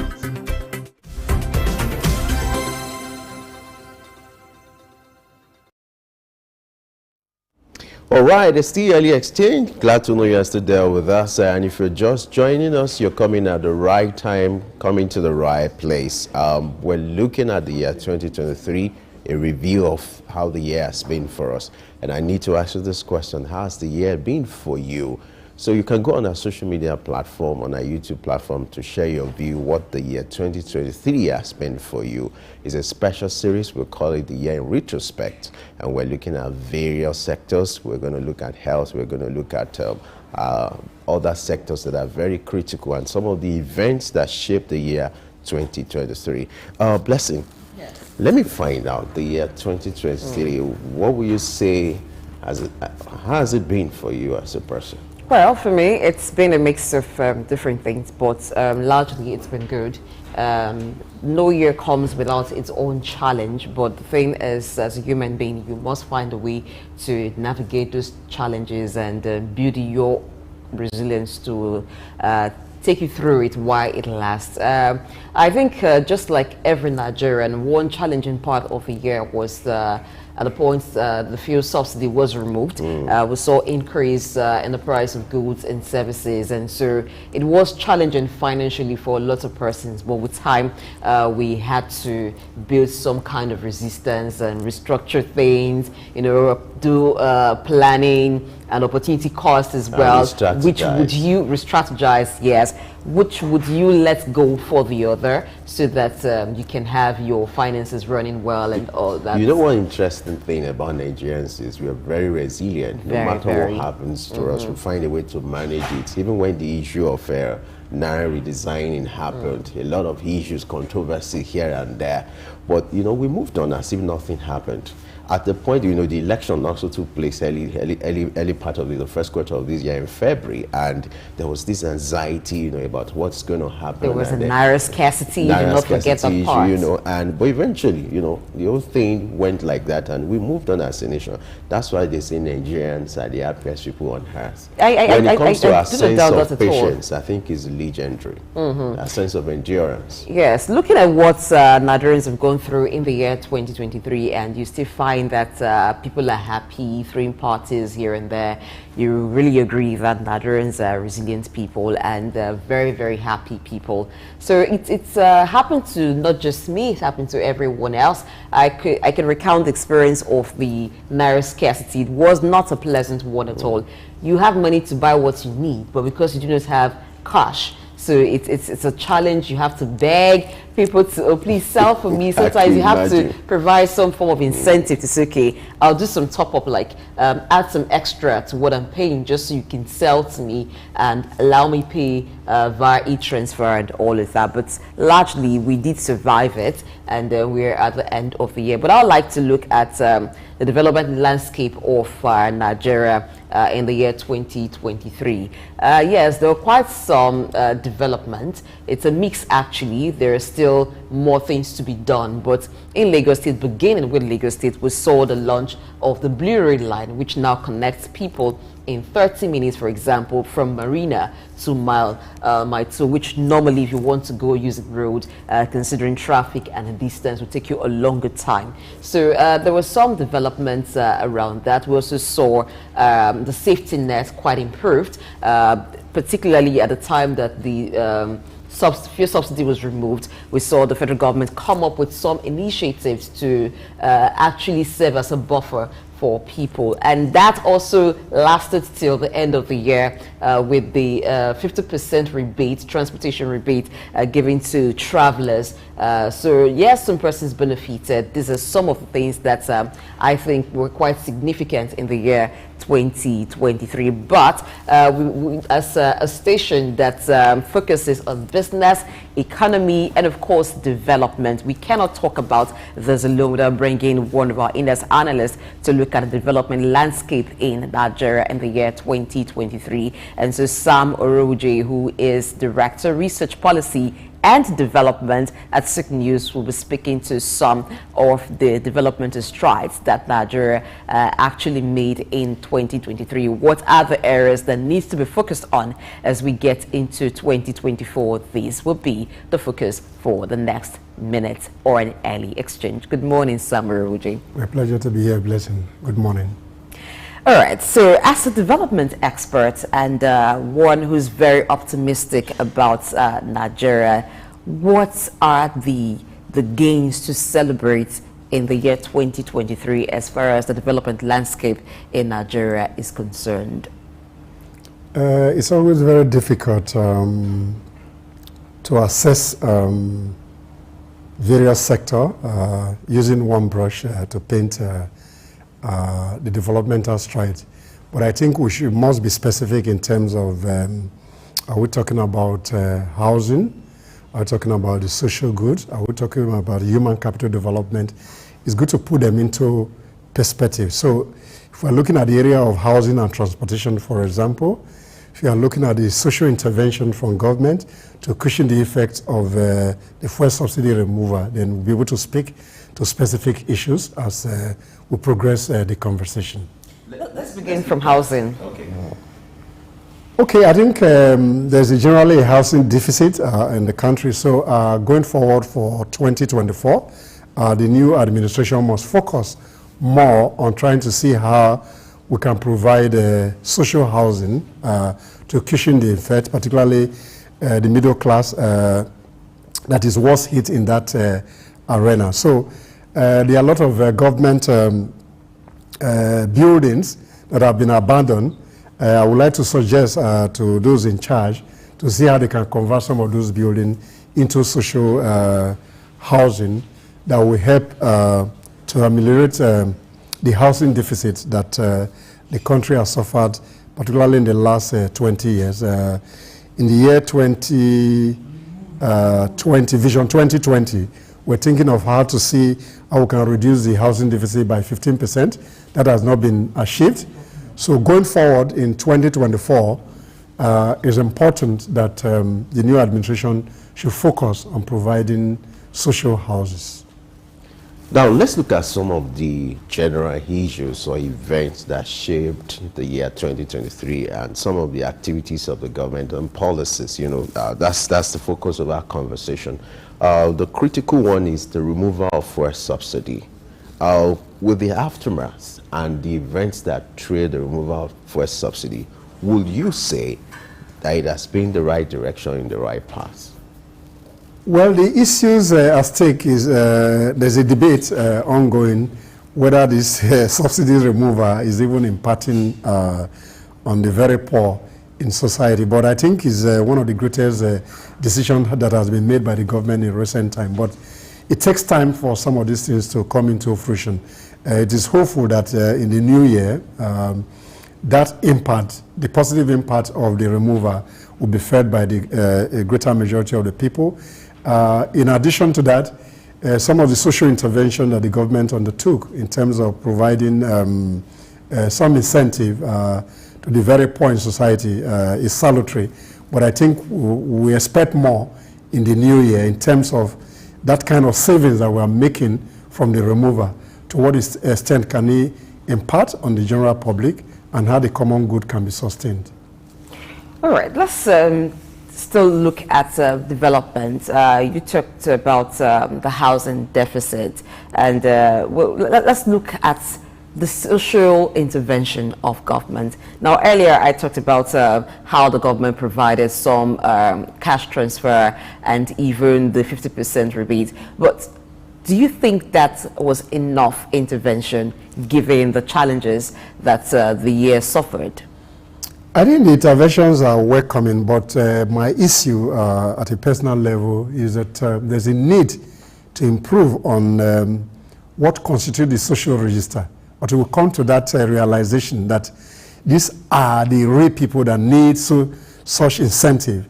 Then the social register must be transparent in a way that we can address the real poor people in society. On the other hand, the 50% rebate for transportation is debatable. Those who can afford the very popular route or the operators to a very large extent are relatively okay. Those who really need those 50% rebate, I'm not too sure if that 50% actually really get to the very poor in society. So you need to recalibrate that process in the new quarter of the new year to see how those incentives can really get to, beyond the cash transfer, social transportation should be provided. Why don't they even give people some incentive by paying for transport, by giving money to those operators, by giving them card allowances so that that can easily be monitored and you see the impact, and that goes to the real people. But then the little that they have provided is salutary, and you can always ask for more. All right, we need to go on a short break now. When we return, we'll continue our conversation with Sam Oruwuje. Stay with us. Let us also give thanks for Jesus, because Jesus is the reason for this whole season. It's also the reason why we have hope that as we journey into the new year, it will not be in vain and that things will get better. This Christmas, I'm joining this unit in wishing Nigerians, wherever they are, saying to them, Merry Christmas. The church is wishing everybody a Merry Christmas, a happy and prosperous New Year. I wish everybody a Merry Christmas and Happy New Year in advance. I wish everybody in Nigeria Merry Christmas and Happy New Year in advance. God bless Nigeria. God bless everybody. Have a good Christmas. Have a Merry Christmas. I wish you all the best. My greetings go first to the President, His Excellency Bola Ahmed Tinubu, and his wife, Senator Remi Tinubu. As we celebrate Christmas, I want to greet the Lagos State Governor, Babajide Sanwo-Olu, the Oba of Lagos, and his traditional chiefs, the Catholic Bishop of Lagos, Dr. Adewale Martins, and all Nigerians. I wish you all a very happy Christmas. Eko ni baje o, eku odun, eku yedun. I'm Osamaza Idahosa, Femi Watch Limited owner of Souq News and Watch Radio. Wishing you a very wonderful Christmas. Christmas represents the incarnation of God, becoming man and showing us the greatest of love. It's a season to love one another. Show love to your brother out there and let the love move around. Merry Christmas and a prosperous New Year!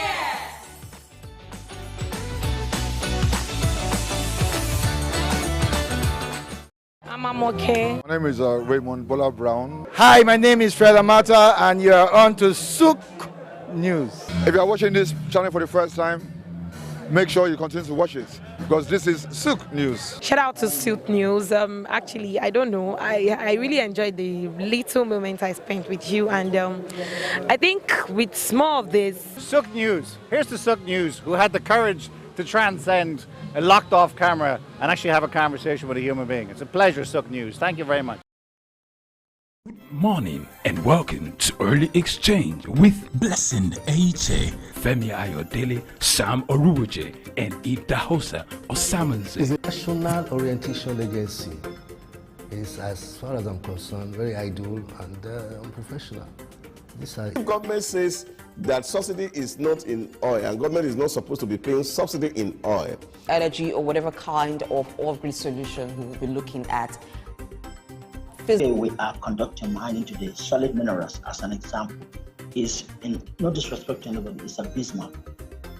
We definitely need improvements in those areas. Of course, there are infrastructural needs. This is Early Exchange, shaping policy, advancing development.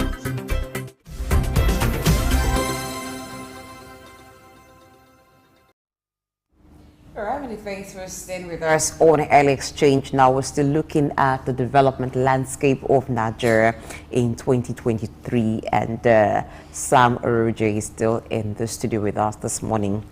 Let's turn to digital transformation. How much of that did we see in education, e-governance, and other areas in this year? There's been a remarkable increase in terms of how we deploy technology in doing business. What remains to be seen is how government can scale up their own services by encouraging e-governance, e-government to be able to scale up their services, and that will reduce the level of corruption that we currently experience. But we are not there yet, but I think there are some strategic moves towards achieving a digital transformation.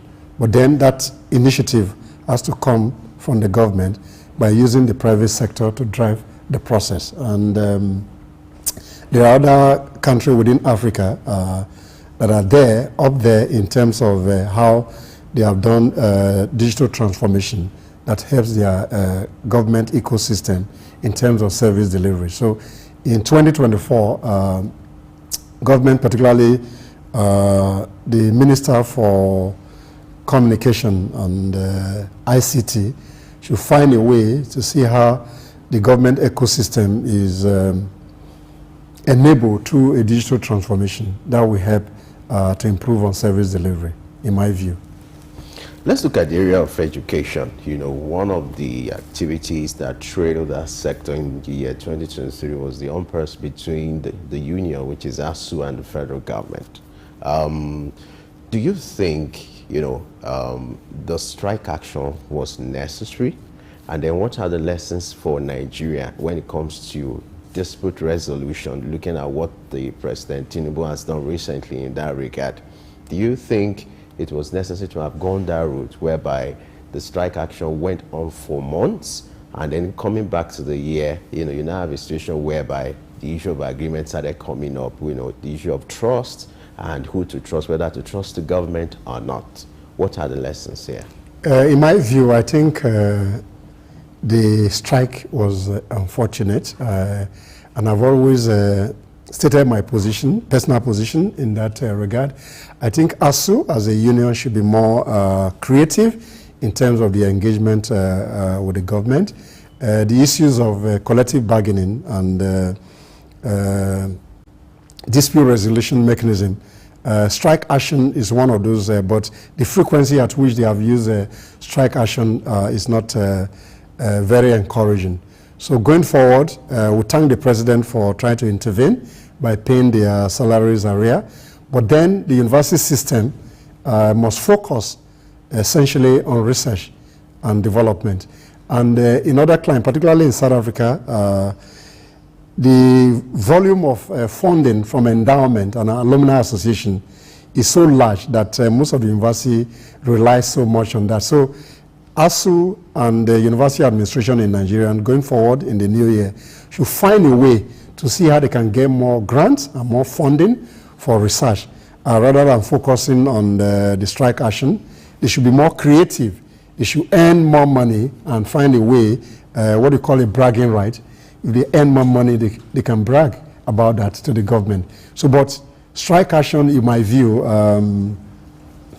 for industrial relation issue in Nigeria has been overflowed, and ASU must look inward to see how best they can create value between town and gown in terms of how research can enable industry, and then they can benefit from that kind of synergy. For the gains that we celebrate in this year, there could have been more. What were the challenges to development this year? No, the challenge, one, the political economy was difficult, and there's a direct relationship with the political economy and other areas of development. The political scene, then the economy is in shambles. This is a import-focused economy, and we're struggling. The naira to the dollar has become a major issue. The issues of food inflation has become very challenging. So they have their impact in terms of development across various sectors. So I think the government should focus more in the new year to see how the various policy framework that they put in place, there's a greater level of implementation, a greater level of sanction for those who have infraction into a regulatory framework that are not respected. And earlier in the program, the Consumer Protection Council just brought to bear the issues with the British Tobacco Company, and how they're trying to find them to pay some about $110 million. That money will come into the system, but to what extent can they use that money and to improve on the social good? Talking about major developments in 2023, you agree with me that one of the major, events that took place is the election itself, the presidential election in February. There was this anxiety about the election that, in fact, at the point, there was this prediction that, okay, a particular candidate is going to win, but it turned the other way. But how will you assess the conduct of that election generally, with what INEC put up? And then what are the take-home for INEC when it comes to conduct of election the coming year? or any other election? I think for me, the issue with INEC in the last general election was, if I use a concept from the salesmanship, I think INEC overpromise and underdeliver. There was a belief, particularly the millennial, who believe that this was a time for them to make a change. And all the promises made by INEC, to a very large extent, in the public domain, they couldn't sustain that, that kind of promise that they made. But by and large, the election has come and gone. A winner has been declared. The president is already on the saddle of leadership. So for me, those challenges were there, but I think INEC should learn lessons in terms of the way they engage the public. Voter education is critical to the level of engagement that they had. But then the National Assembly must come with some new legislation that will put some of those issues and challenges that came up with the general election. Then the president, again, must equally make reform in terms of how they can put some of those recommendations from Uwe's panel in terms of creating various tribunals that will deal with the election. Some people are canvassing that INEC itself is overburdened and that they need to unbundle INEC as an institution into a smaller agency so that the efficiency in terms of the conduct of the general elections will be okay. But by and large, that threshold were passed by. So how do we support the new president to be able to deliver his campaign promises? I think that's the issues that we need to advance in 2024. In terms of infrastructure investment, how would you assess Nigeria in 2023 infrastructure investments? Well, there's some major stride in terms of some of the major road networks that were improved upon. The one that is highly celebrated is the second Niger Bridge that was commissioned recently, and that is a boost, a gateway between the southwest to the east. So that's a major one. There's another one, the rail system has been improved upon from Warri to Itakbe. There's an improvement in that. There's improvement between Ibadan, Abeokuta, and Lagos.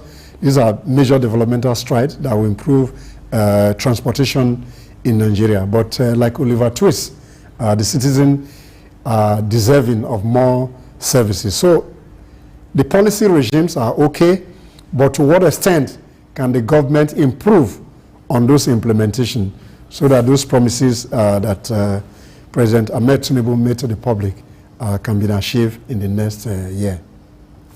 Let's look at the transition between the former president and then the present president, you know, which after the election, a lot of people had thought, okay, because of the little crisis that trailed, you know, their primaries and all that. How will you assess so far how the president was able to undo that season, you know, that political season in the interest of the nation, and the fact that he's been looking at the fact that they are of the same party? You know, you have the former president from APC and then the present president who's also from APC, but they were not in agreement, you know, when it comes to some political philosophies. So how will you assess how the president has been able to undo that season till now? Well, I don't want to deal with the realm of speculation in terms of the differences between the former president and the current president. What is important, we had a smooth transition in spite of the challenges that bedeviled the election. So the president is already at the end of affair. He has some deliverables and some promises that he has made to the public. So those transition issues, I think we have gone by. This is December. This is over almost 7 months into the new administration. So let's focus on the future, on how the current president can deliver value. Whatever happened at their political level, in my view, are in the realms of speculation, and I don't want to deal with speculation, in my view. All right, as we wrap up, in the aspect of skills gap, which we could also refer to as human capital, how much of that was done, building human capital to bridge a skills gap? How much did we see, how much improvement did we see in the year? No, from the public sector, there's a lot of investment in trying to see how they can improve on the competencies of the workforce. The government made various investments in training and development for their staff. Then we hope in the new year there will be more in that sector. In private sector, that again, the economic downturn equally affect the investment that are made by company in terms of retraining their personnel. But then the competencies need to be improved upon, because when you have sound competencies, then you have sound management that will improve on productivity. For private company, that will impact on their bottom line positively. For the public sector, once their staff are properly trained, then they can deliver the common good for the greater majority of Nigerians. All right, thank you very much, Sam Ruji, for speaking with us about some developments in the year 2023 to be celebrated. You've also looked at the challenges with us, and we hope that in the coming year there will be more gains to celebrate. Thank you for having me. And that's it on the segment. We'll go to a quick break. When we return, it'll be time to look deeper into the construction sector in retrospect. Let us also give thanks for Jesus, because Jesus is the reason for this whole season. It's also the reason why we have hope that as we journey into the new year, it will not be in vain, and that things will get better. This Christmas, I'm joining this unit in wishing Nigerians, wherever they are, saying to them, Merry Christmas. The church is wishing everybody a Merry Christmas, a happy and prosperous New Year. I wish everybody a Merry Christmas and Happy New Year in advance. I wish everybody in Nigeria Merry Christmas and Happy New Year in advance. God bless Nigeria. God bless everybody. Have a good Christmas. Have a Merry Christmas. I wish you all the best. My greetings go first to the President, His Excellency Bola Ahmed Tinubu, and his wife, Senator Remi Tinubu. As we celebrate Christmas, I want to greet the Lagos State Governor, Babajide Sanwo-Olu, the Oba of Lagos, and his traditional chiefs, the Catholic Bishop of Lagos, Dr. Adewale Martins, and all Nigerians. I wish you all a very happy Christmas. Eko ni baje o, eku odun, eku yedun.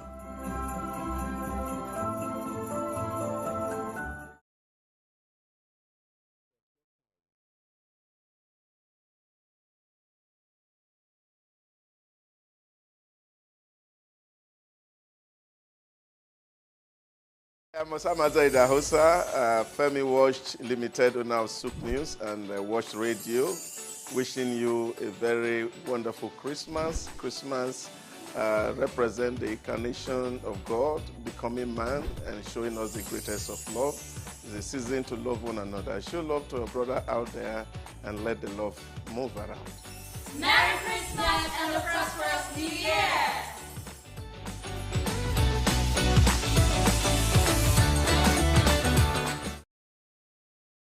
The Three Wise Men. Iconic sculptures and statues adorn major metropolitan cities of the world. In Lagos, Nigeria, the statue of three men designed to depict the state's cultural heritage and to usher in visitors and tourists into the ever-accommodating center of excellence is no doubt an astounding work of art.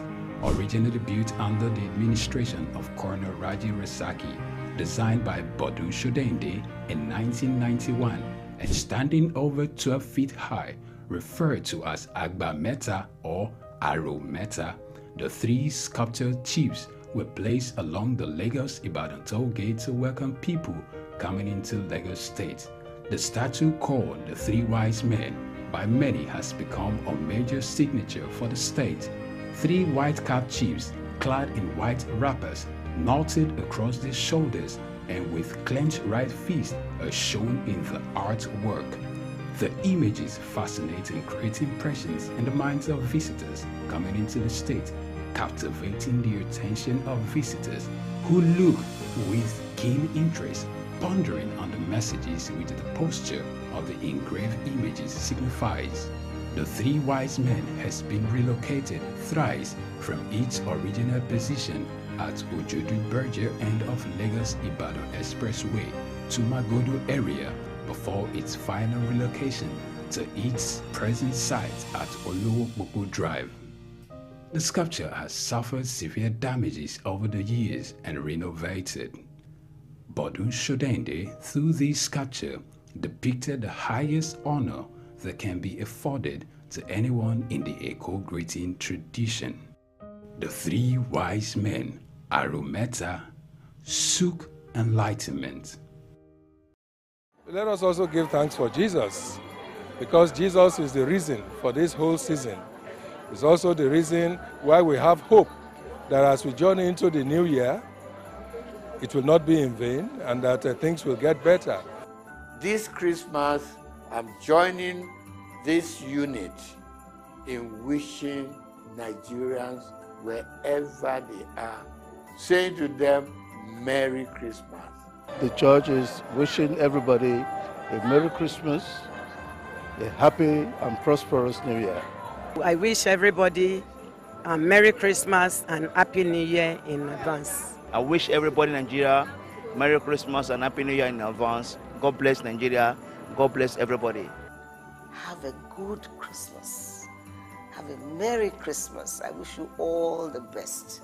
My greetings go first to the President, His Excellency Bola Ahmed Tinubu, and his wife, Senator Remi Tinubu. As we celebrate Christmas, I want to greet the Lagos State Governor, Babajide Sanwo-Olu, the Oba of Lagos and his traditional chiefs, the Catholic Bishop of Lagos, Dr. Adewale Martins, and all Nigerians. I wish you all a very happy Christmas. Eko ni baje o, eku odun, eku yedun.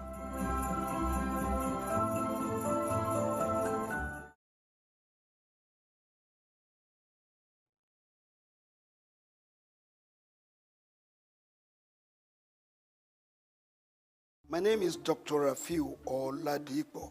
My name is Baba Jalal Repega. I'm Reverend Juliet Benite. I'm Godio Didi. My name is Professor Oladokun Sulaiman Olarawaju. Souq News is on the ground, loading. Very enlightening, very educative, and entertaining. Thank you to Souq News. So I'm happy that Souq TV has come into existence. I'm happy to be here in the Souq News. I want to encourage you to subscribe to the channel and keep watching news that makes sense. As Browning said, one's extension of one's reach should not exceed one's grasp, or what is heaven for? And I think Souq News is doing that. Africa needs a voice of truth, and Souq News has become one of them. And get ready, get ready, get ready. And keep watching. Keep watching Souq News. Keep watching Souq News. It's a place to be. Keep watching. Good morning and welcome to Early Exchange with Blessing Aiche, Femi Ayodele, Sam Oruoje, and Idahosa Osamanze. It's a national orientation agency. It's, as far as I'm concerned, very idle and unprofessional. If government says that subsidy is not in oil and government is not supposed to be paying subsidy in oil, energy or whatever kind of off-grid solution we will be looking at. Today we are conducting mining today. Solid minerals, as an example, is, in no disrespect to anybody, is abysmal. We definitely need improvements in those areas. Of course, there are infrastructural needs. This is Early Exchange, shaping policy. advancing development.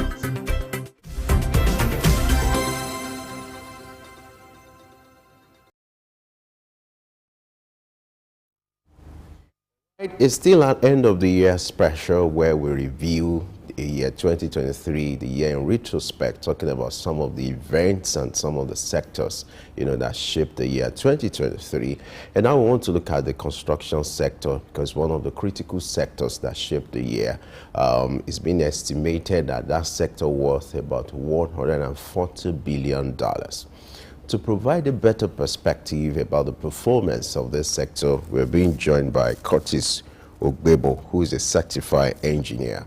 Curtis, glad to have you join us on Early Extent this morning. All right, good morning. Good morning, Nigerians. Merry Christmas to you. Yes, we're glad to be your host. Glad to have you on board.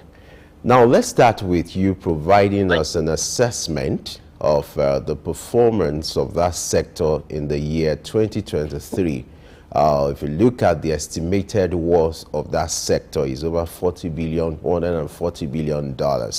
Talk to us in your own estimation. How will you rate the performance and the activities that trade that sector in the year 2023? All right.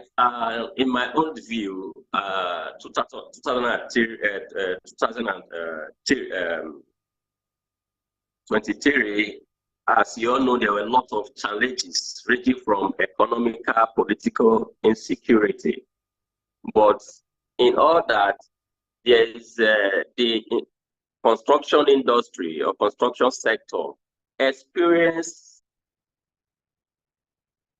a great advancement or growth in terms of a contribution to economy, taking Nigeria as a case study. Construction industry is one of the most important and relevant industry of today that has great impact on any nation's economy. It plays a vital role. Construction company or construction sector plays a very vital role in any nation's building, economically, infrastructure, and otherwise. So, despite the challenges that the nation faces in terms of the monetary policy, the political change in government, most especially the money scarcity that affected the construction industry, like every other sector of the Nigerian economy, we were able to record a maximum growth in the East industry, because no nation can actually do without the construction company, because every aspect of Nigerian economy, taking Nigeria as a case study, rely on construction industry, ranging from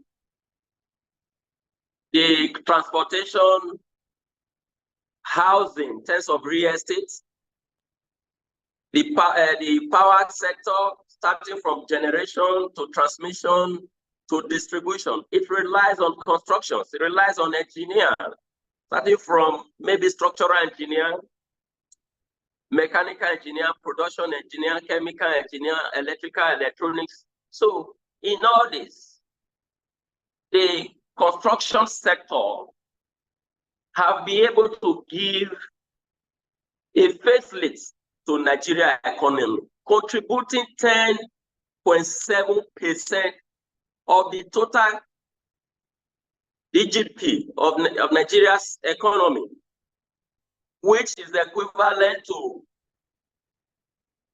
11.1 trillion naira. You can imagine that. So the importance of the construction sector can never be overemphasized. So we are advancing, and we hope in time to come, we will be able to contribute more.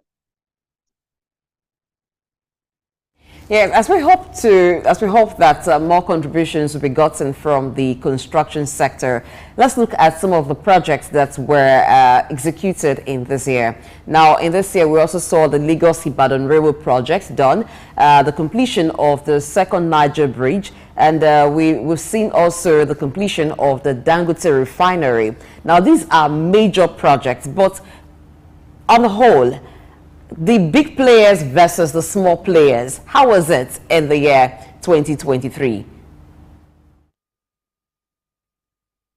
Yeah, it was fantastic, so to say, despite the numerous challenges. It was fantastic. We have been able to achieve, rather the construction sector have been able to achieve a lot of success despite the constraint. So the project, the aforementioned project, like you said, was done with the help and the assistance and the synergies in relevant sector in the construction industry. Like I earlier mentioned, the construction sector has a lot of components.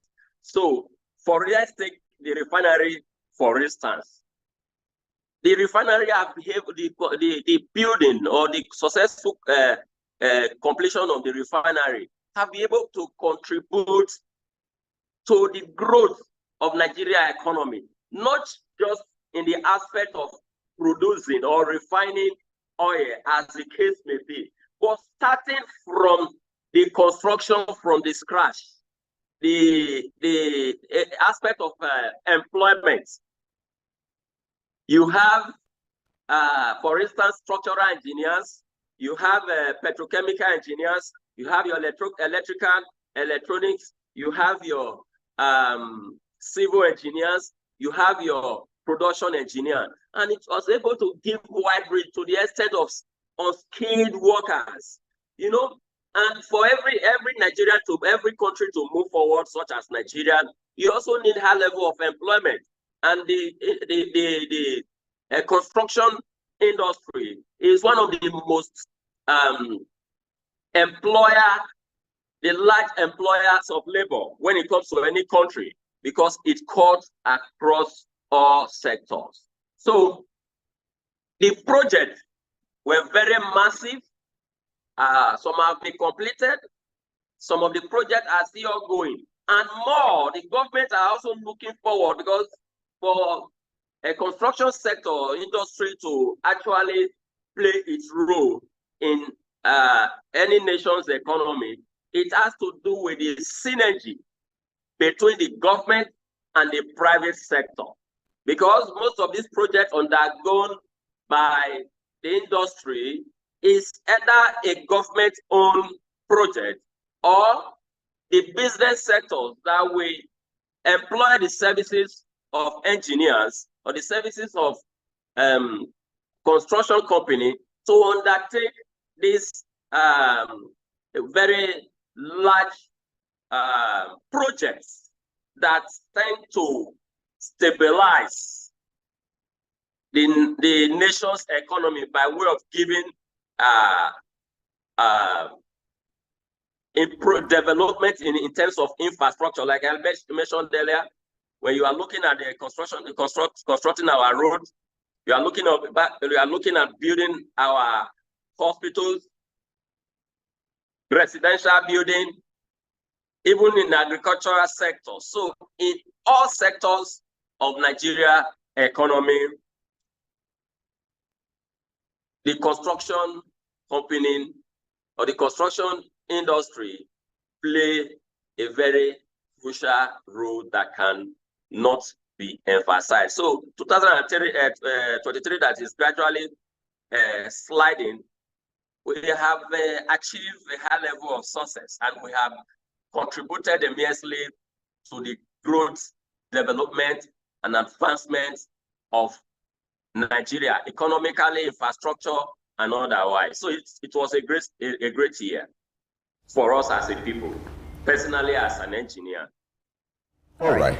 So in your assessment, how much of growth did we see in terms of capacity for the local construction companies? Now, for some of the projects that I mentioned, these are massive projects that usually you will find them being contracted to foreign construction companies or very big construction companies. So how much of capacity do you think that the local construction companies have built to be able to take on some of these projects? How much of these big projects did they take on in this year?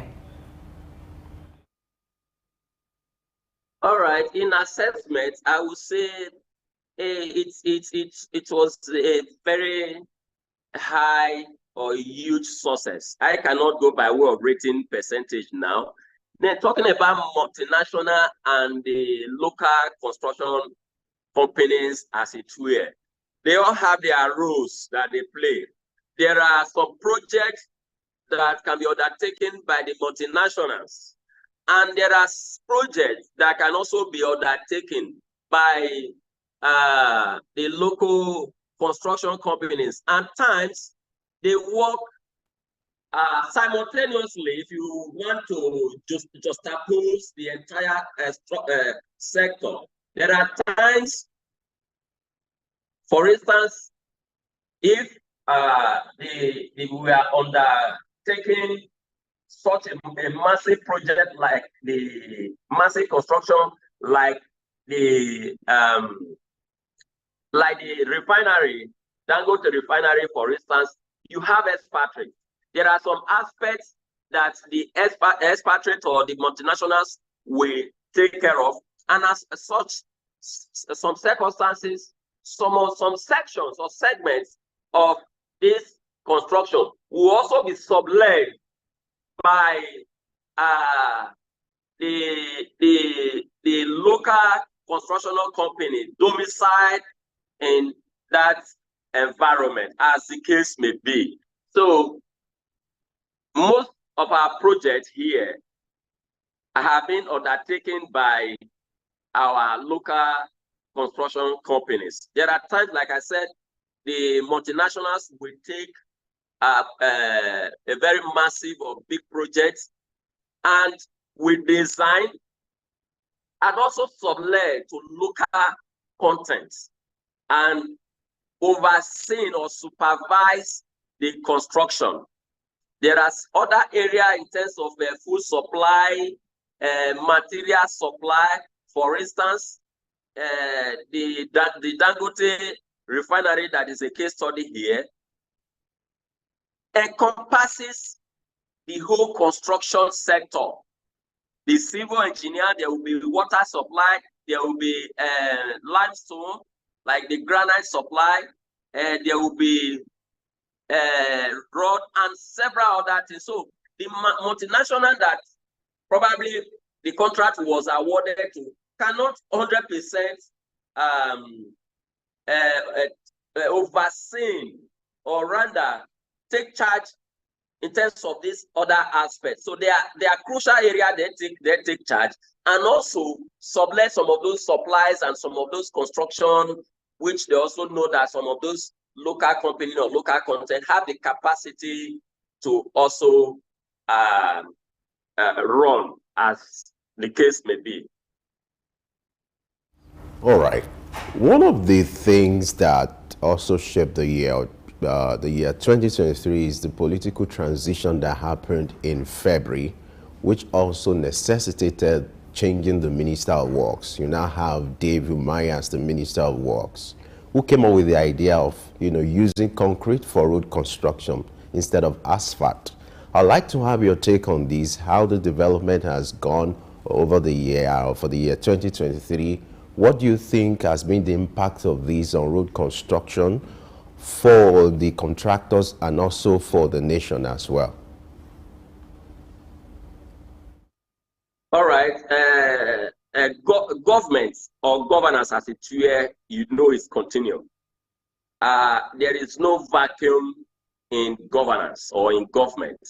The only challenge that we have as a nation is policies and its implementation. So, yes, the election process, the campaign, the transition, most especially the aspect of the cash crunch, the cash crunch, the money policy, the money scarcity and all that, it actually had an adverse effect on the construction industry and the Nigeria economy and at large. But now we have another administration. We have seen some policies. We have seen some implementation of policies that that is seen as a beacon of hope to the industry coming 2024. And not just the construction industry, likewise in every other sector. But you will agree with me that most certainly the last part or section of the previous administration, a lot of projects were left unattended to.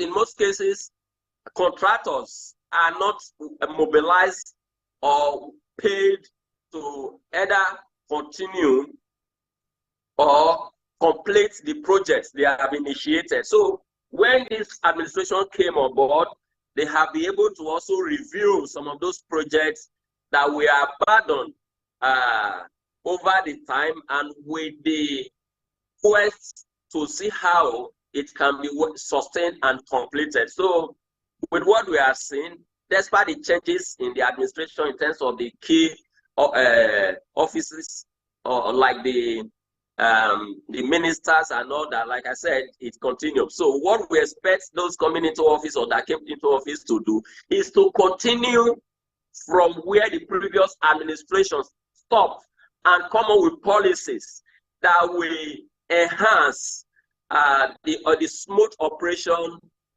and development of this industry and the Nigeria economy at large, because it is the government policies that determine or that create an enabling environment for construction industry and like every other sector to strive and to succeed in its operations. My initial question was like a two-in-one. I also wanted you to react to the idea of using concrete instead of asphalt for road construction as introduced by the present minister, Engineer Dave Umari. What's your reaction to that or your take on that? All right, it's not out of place at all. Either you are using asphalt or concrete. Let me tell you how it works. Because with my experience in the construction industry, ranging from pipeline construction to civil and every other segment of construction, it has rules of engagement. For instance, if the government wants to engage in road construction, it's subject to discussion, it's subject to carrying out tests by the engineers or the construction company, to carry out tests to know the kind of construction that will be suitable for such road or infrastructure development. The minister cannot just sit in his office in Abuja, for instance, and say, "Oh, Bini Abraka Road, I want asphalt or I want concrete." No, it is not done like that. He has his own opinion. The government has his own opinion or his own proposed design. But the government, like I said earlier, it's partnership. The government, as it will have their own professionals, engineers. Likewise, the company that is undertaking the construction. What happened is this: the parties sit together. It's of critical stakeholders in the industry, where you have the structural, depending on the what's so called, depending on the project that is being undertaken. Sometimes you have your surveyors, you have all professionals coming together to design the project and come up with a resolution on the kind or the type of materials that should be used. So it's not going to be in entirety, like you said, like to say, oh, all the roads in Nigeria henceforth is going to be constructed with concrete. It cannot. It's not possible. When it's feasible, when it's doable, we use that approach. And when the asphalt is also advisable or feasible, it will also be applicable. All right, let's look at regulation. In the course of the year, some fatal accidents were witnessed. I'm talking about building collapse, poorly constructed work or poorly done work. What should be the approach towards regulation, and what do you think were the failings of the regulatory authority to curb things like that? All right, like the construction industry, like locus classicus, taking an engineer, petrochemical, or a quality control engineer. It's a very stringent a sector that requires a very tough or stringent policies, regulatory policies. And over time, we know the Nigeria state as it is, sometimes corruption creeps in. You now see a situation whereby those are supposed to ensure a very strict regulation or compliance to these policies that regulate the sector to somewhat compromise by those who are saddled with the responsibility to ensure that a 100% compliance. But you also agree with me that the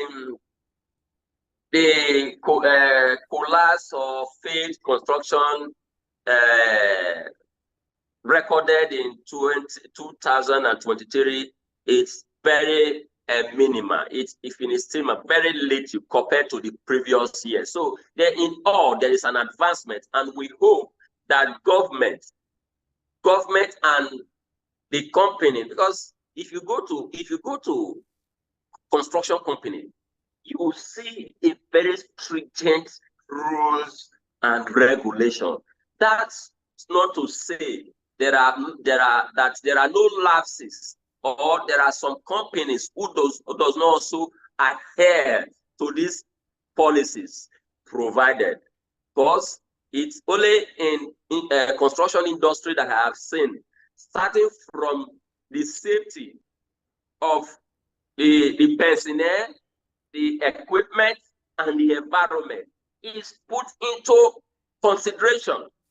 So there are, I know there are times you also have the material defects or the equipment defects, or perhaps human failure that could lead to the collapse or defect in construction. But I will assure you that, so the little I know about in the industry, there are stringent rules and regulations being put in place to ensure some of these disadvantages of negativity recorded, the few recorded, is totally eradicated. And the government on its own also have a major role to play to ensure a total compliance. And to also add to that, some of these lapses or faith in construction that your collapse, as you said, is most often to be associated with some of these local content around the quacks, because most actually the civil aspects of construction industry, where you see most of our living houses. I can tell you for free that 70 to 80% of our housing estate or our residential buildings are being undertaken by quacks that to an extent are not regulated. You know, I think government needs to also look at that aspect, whereby an individual will wake up and will say, oh, I am a skilled worker in this aspect. I can undertake to build a house, to build an estate of housing without compliance to the rules and regulation and without the supervision of the professionals. I think this is the aspect that the government will need to look at. If you go out of this country to other society, you don't see an individual waking up to say, yes, you just call messes and just bring some persons together, you start construction. In other places, you have a well-constituted organizations or companies that undertake any form of construction.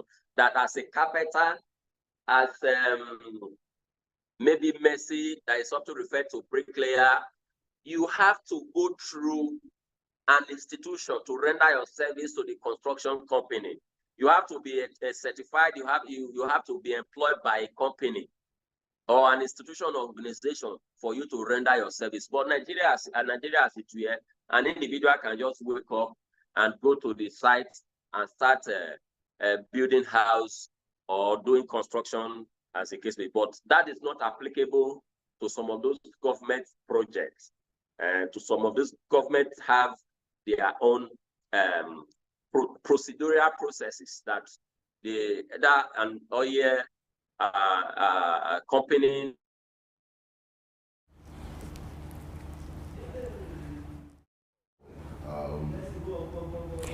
All right, that's as much as we can take with Curtis Ogbebo, who's an engineer and has been talking with us about the construction industry, looking at it in retrospect. Thank you very much, Curtis Ogbebo, for your contribution on the show today. Let's take a quick break. On the return, to be time for us to look at the health sector in retrospect. Stay tuned. My name is Dr. Rafiu Oladipo. My name is Baba Jalal Repega. I'm Reverend Juliet Benite. I'm Godio Didi. My name is Professor Oladokun Sulaiman Olarawaju. Souq News is on the ground, loading. Very enlightening, very educative, and entertaining. Thank you to Souq News. So I'm happy that Souq TV has come into existence. I'm happy to be here in the Souq News. I want to encourage you to subscribe to the channel and keep watching news that makes sense. As Browning said, one's extension of one's reach should not exceed one's grasp, or what is heaven for. And I think Souq News is doing that. Africa needs a voice of truth, and Souq News has become one of them. And get ready, get ready, get ready. And keep watching. Keep watching Souq News. Keep watching Souq News. It's a place to be. Keep watching.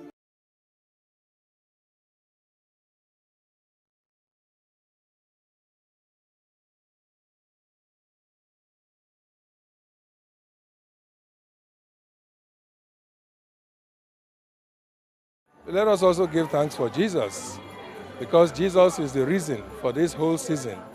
It's also the reason why we have hope that as we journey into the new year, it will not be in vain and that things will get better. This Christmas, I'm joining this unit in wishing Nigerians, wherever they are, saying to them, Merry Christmas. The church is wishing everybody a Merry Christmas, a happy and prosperous New Year. I wish everybody a Merry Christmas and Happy New Year in advance. I wish everybody in Nigeria Merry Christmas and Happy New Year in advance. God bless Nigeria. God bless everybody.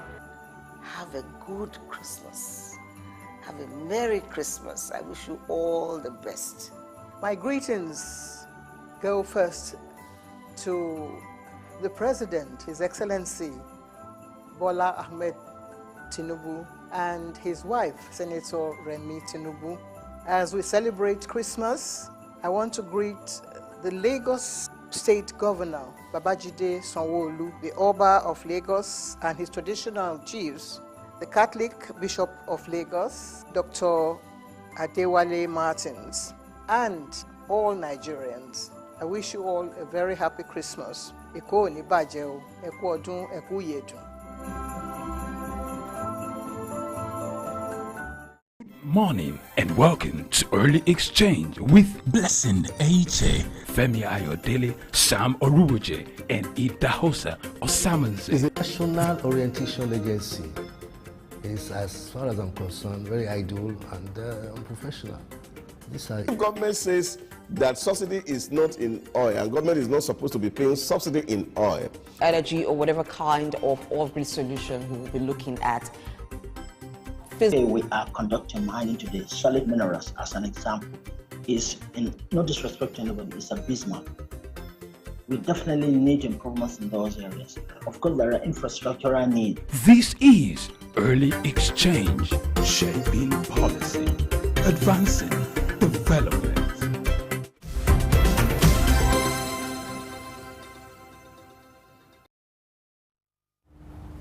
Good to know you stay with us on Early Exchange as we do retrospects into different sectors of the Nigerian economy, because the year 2023 is winding down. So let's look at how it's been so far. It's time for us to talk about health. How has it been for the health sector? Joining us this morning in the studio physically is Dr. Ibukun Ajiwali, who is a medical practitioner. Good morning and welcome to Early Exchange. Good morning, ma. Compliments of the season. I wish you the same. Thank you. So as a health practitioner in the course of the year, you've had several experiences. Let's begin with some of your colleagues choosing to practice elsewhere in the world, the Japa syndrome. How did that impact the health sector? Okay. First of all, I will quickly make mention of the definition of the health itself. Then I will now talk about the Japa syndrome and how it has affected the health sector in this part of the country. So we all know that World Health Organization describes or defines health as a state of complete physical, mental, and social well-being, and not ordinarily the absence of disease, of infirmity in the body. So when we talk about this Japa syndrome and healthcare, you know, in healthcare sector, we need experienced people and people that are skillful to actually take care of the health of the people of a particular nation. So in the year 2023, I don't know the exact figure, but a lot of our colleagues, a lot of friends, they've traveled abroad for greener pasture. The reason purposely is that they feel that they are not well paid. That's the reason they have to seek for greener pasture. But what has been the effect here? You know, the ratio of a doctor to patient has actually, let me say it has increased. Like maybe we expect that a doctor to like 500 or less than beds. The number of a ratio of a doctor to patient now is so much that, in fact, the little doctors, those doctors that are available, it poses stress on them. So it's not something that we have to tell anybody. Japa syndrome has actually impacted and affected the health sector so much, in the sense that even in those hospitals, both general hospital and then private sectors, there is no doctors. There are no doctors to handle these places. So we only then they've given the health of the nation to quacks. Anybody that you can just find, any area that you can just find help, that's where people now turn to take care of their health. You know, according to the World Health Organization, the statistics for Nigeria is the ratio of patient to doctor is 1 to 10,000, and that's alarming. You just painted the picture now. But what do you think can be done? Because when you talk about brain drain, you also talk about the gain. How do we come up with a gain from this, or how can this situation be managed to ensure that the ratio of doctor to patient is improved as far as Nigeria is concerned? Thank you, sir. Now, that problem you mentioned is just the shortage of health workers. That's what we are facing now. And then, before we can be looking for solution, first of all, why are these people moving? The main purpose why they are moving is that their welfare is not 100%. I have friends that moved to they moved to Saudi Arabia. This friend of mine is able to save up to like 500,000, though it's small compared to other sector. But he's happy because he's able to save up to like 500,000. That is in saving. Naira or dollars? 500,000 naira as a saving. But for doctors working here, their monthly salary per month, some of them is not up to 300,000. So now the major problem is the welfare. If the doctors are available and those that Nigeria is going to produce, if the nation or the government they are working with, or the private sector they are working with, they can take care of their needs in terms of accommodation first, then take care of some their health issues, taken care of, because sometimes you say doctor's sick and then because he doesn't have money, then he just die anyhow. Even the hospital he's working with cannot even help him because the doctor is not financially buoyant. So taking care of their accommodation, taking care of their health, those are very, very important. And then they should pay them according to the level of their skills. Once that is done, many people will have that boldness to stay behind. Okay, in being able to access medical care, if not just for the patients, but even doctors too, because they're human beings and so they may fall ill sometimes. The National Health Insurance Scheme, NHIS, was introduced some years ago, which is, I think, NHIA right now. Now, how much of improvement has that brought into the health sector in terms of people being able to access medical care? Well, talking about the insurance, health insurance, number one thing is the awareness. Who are these people that really need this insurance? You know, we are talking of the grassroots, we are talking of the primary health care. One, there is fear for these people that we are talking about. Okay, you are a doctor, you are an accountant, you are this, then you are aware of this thing, but people that really need this, they are not aware. Then for those that are aware too, because we work there, for those that are aware, sometimes the needed medications are not available, you know, and then in some other places, private sectors, you know, some people can be on the silver, gold. It depends on the level. Are you getting me of your, let me say, your money, how much your tax, or how much you are paying? That will depend on the amount you are going to access from the healthcare.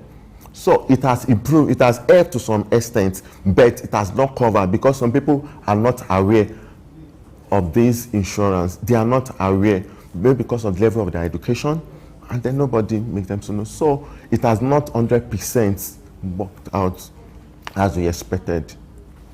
Paint a picture of some of your challenges, especially when it comes to infrastructural deficit that exists in that sector, that makes it difficult for doctors, you know, to be able to carry out their work. Paint a picture of how it's been, and then what are other challenges, you know, that strayed the year 2023 for you and your colleagues?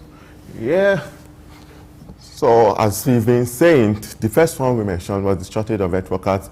This one is in terms of infrastructure. So when we talk about infrastructure in this part of the country and this year 2023, is not so, we have problem with the infrastructure. Those materials, resources needed in terms of equipment is not available in most of the hospitals. It's not available. That makes the doctors to begin to rack their brain on how they are going to solve the problems. For example, let me just say as simple as the instruments we call glucometer, maybe to check the blood sugar.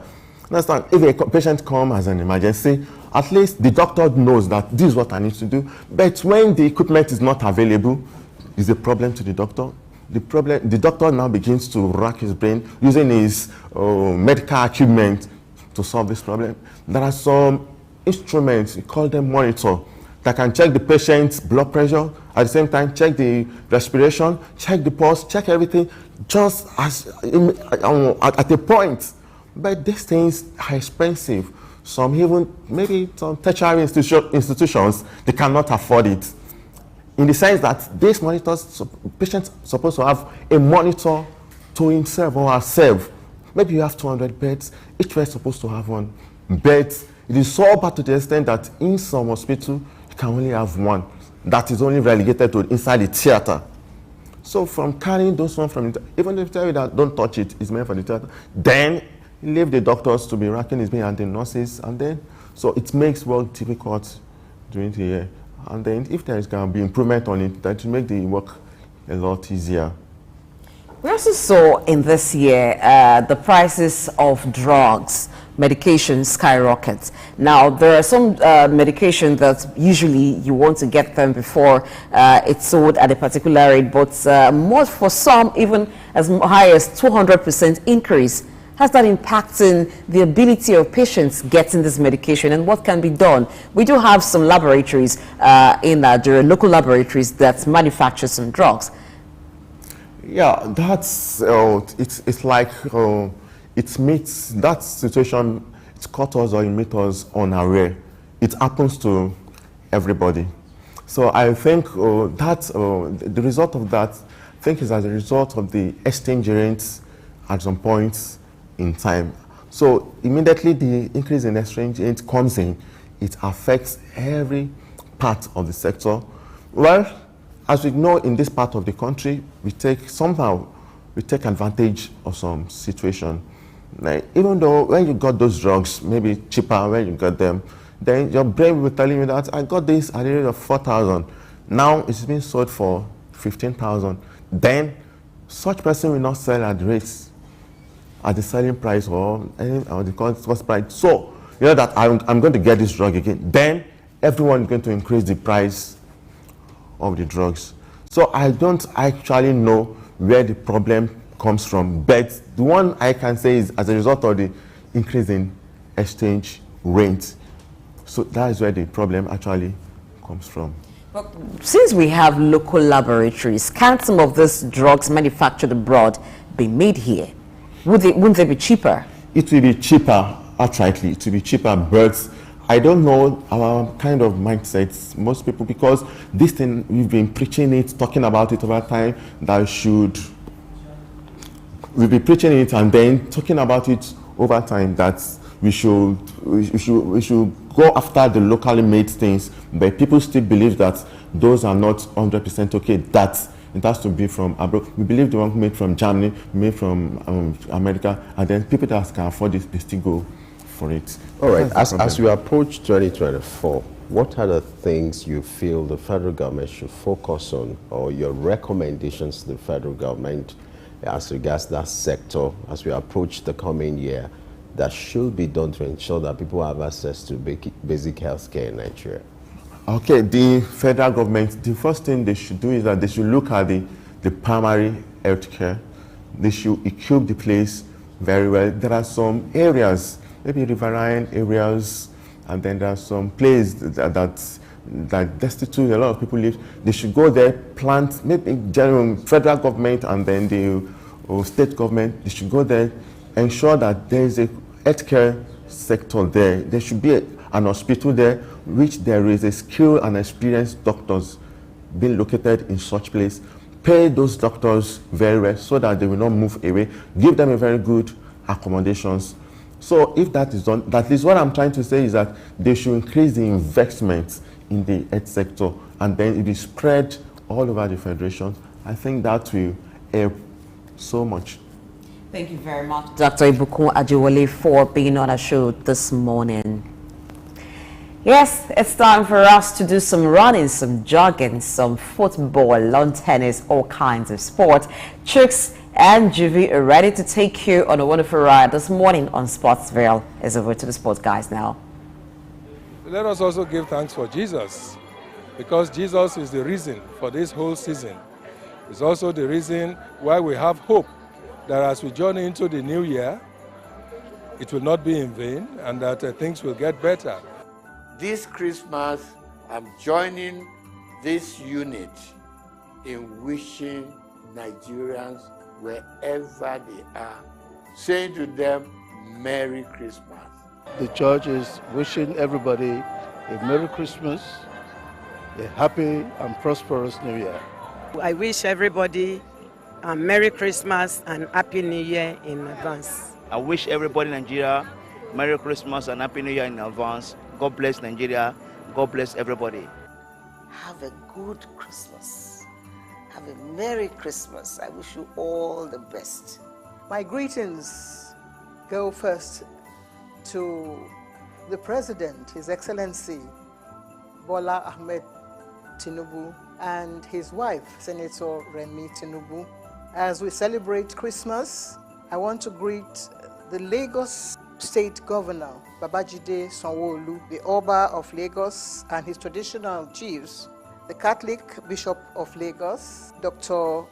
Adewale Martins, and all Nigerians. I wish you all a very happy Christmas. Eko ni baje o, eku odun, eku yedun.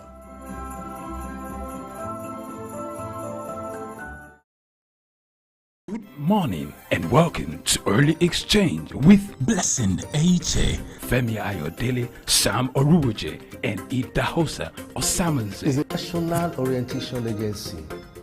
It's, as far as I'm concerned, very idle and unprofessional. If government says that subsidy is not in oil and government is not supposed to be paying subsidy in oil, energy or whatever kind of off-grid solution we will be looking at. Today we are conducting mining today. Solid minerals, as an example, is, in no disrespect to anybody, it's abysmal. We definitely need improvements in those areas. Of course, there are infrastructural needs. This is Early Exchange, shaping policy, advancing development.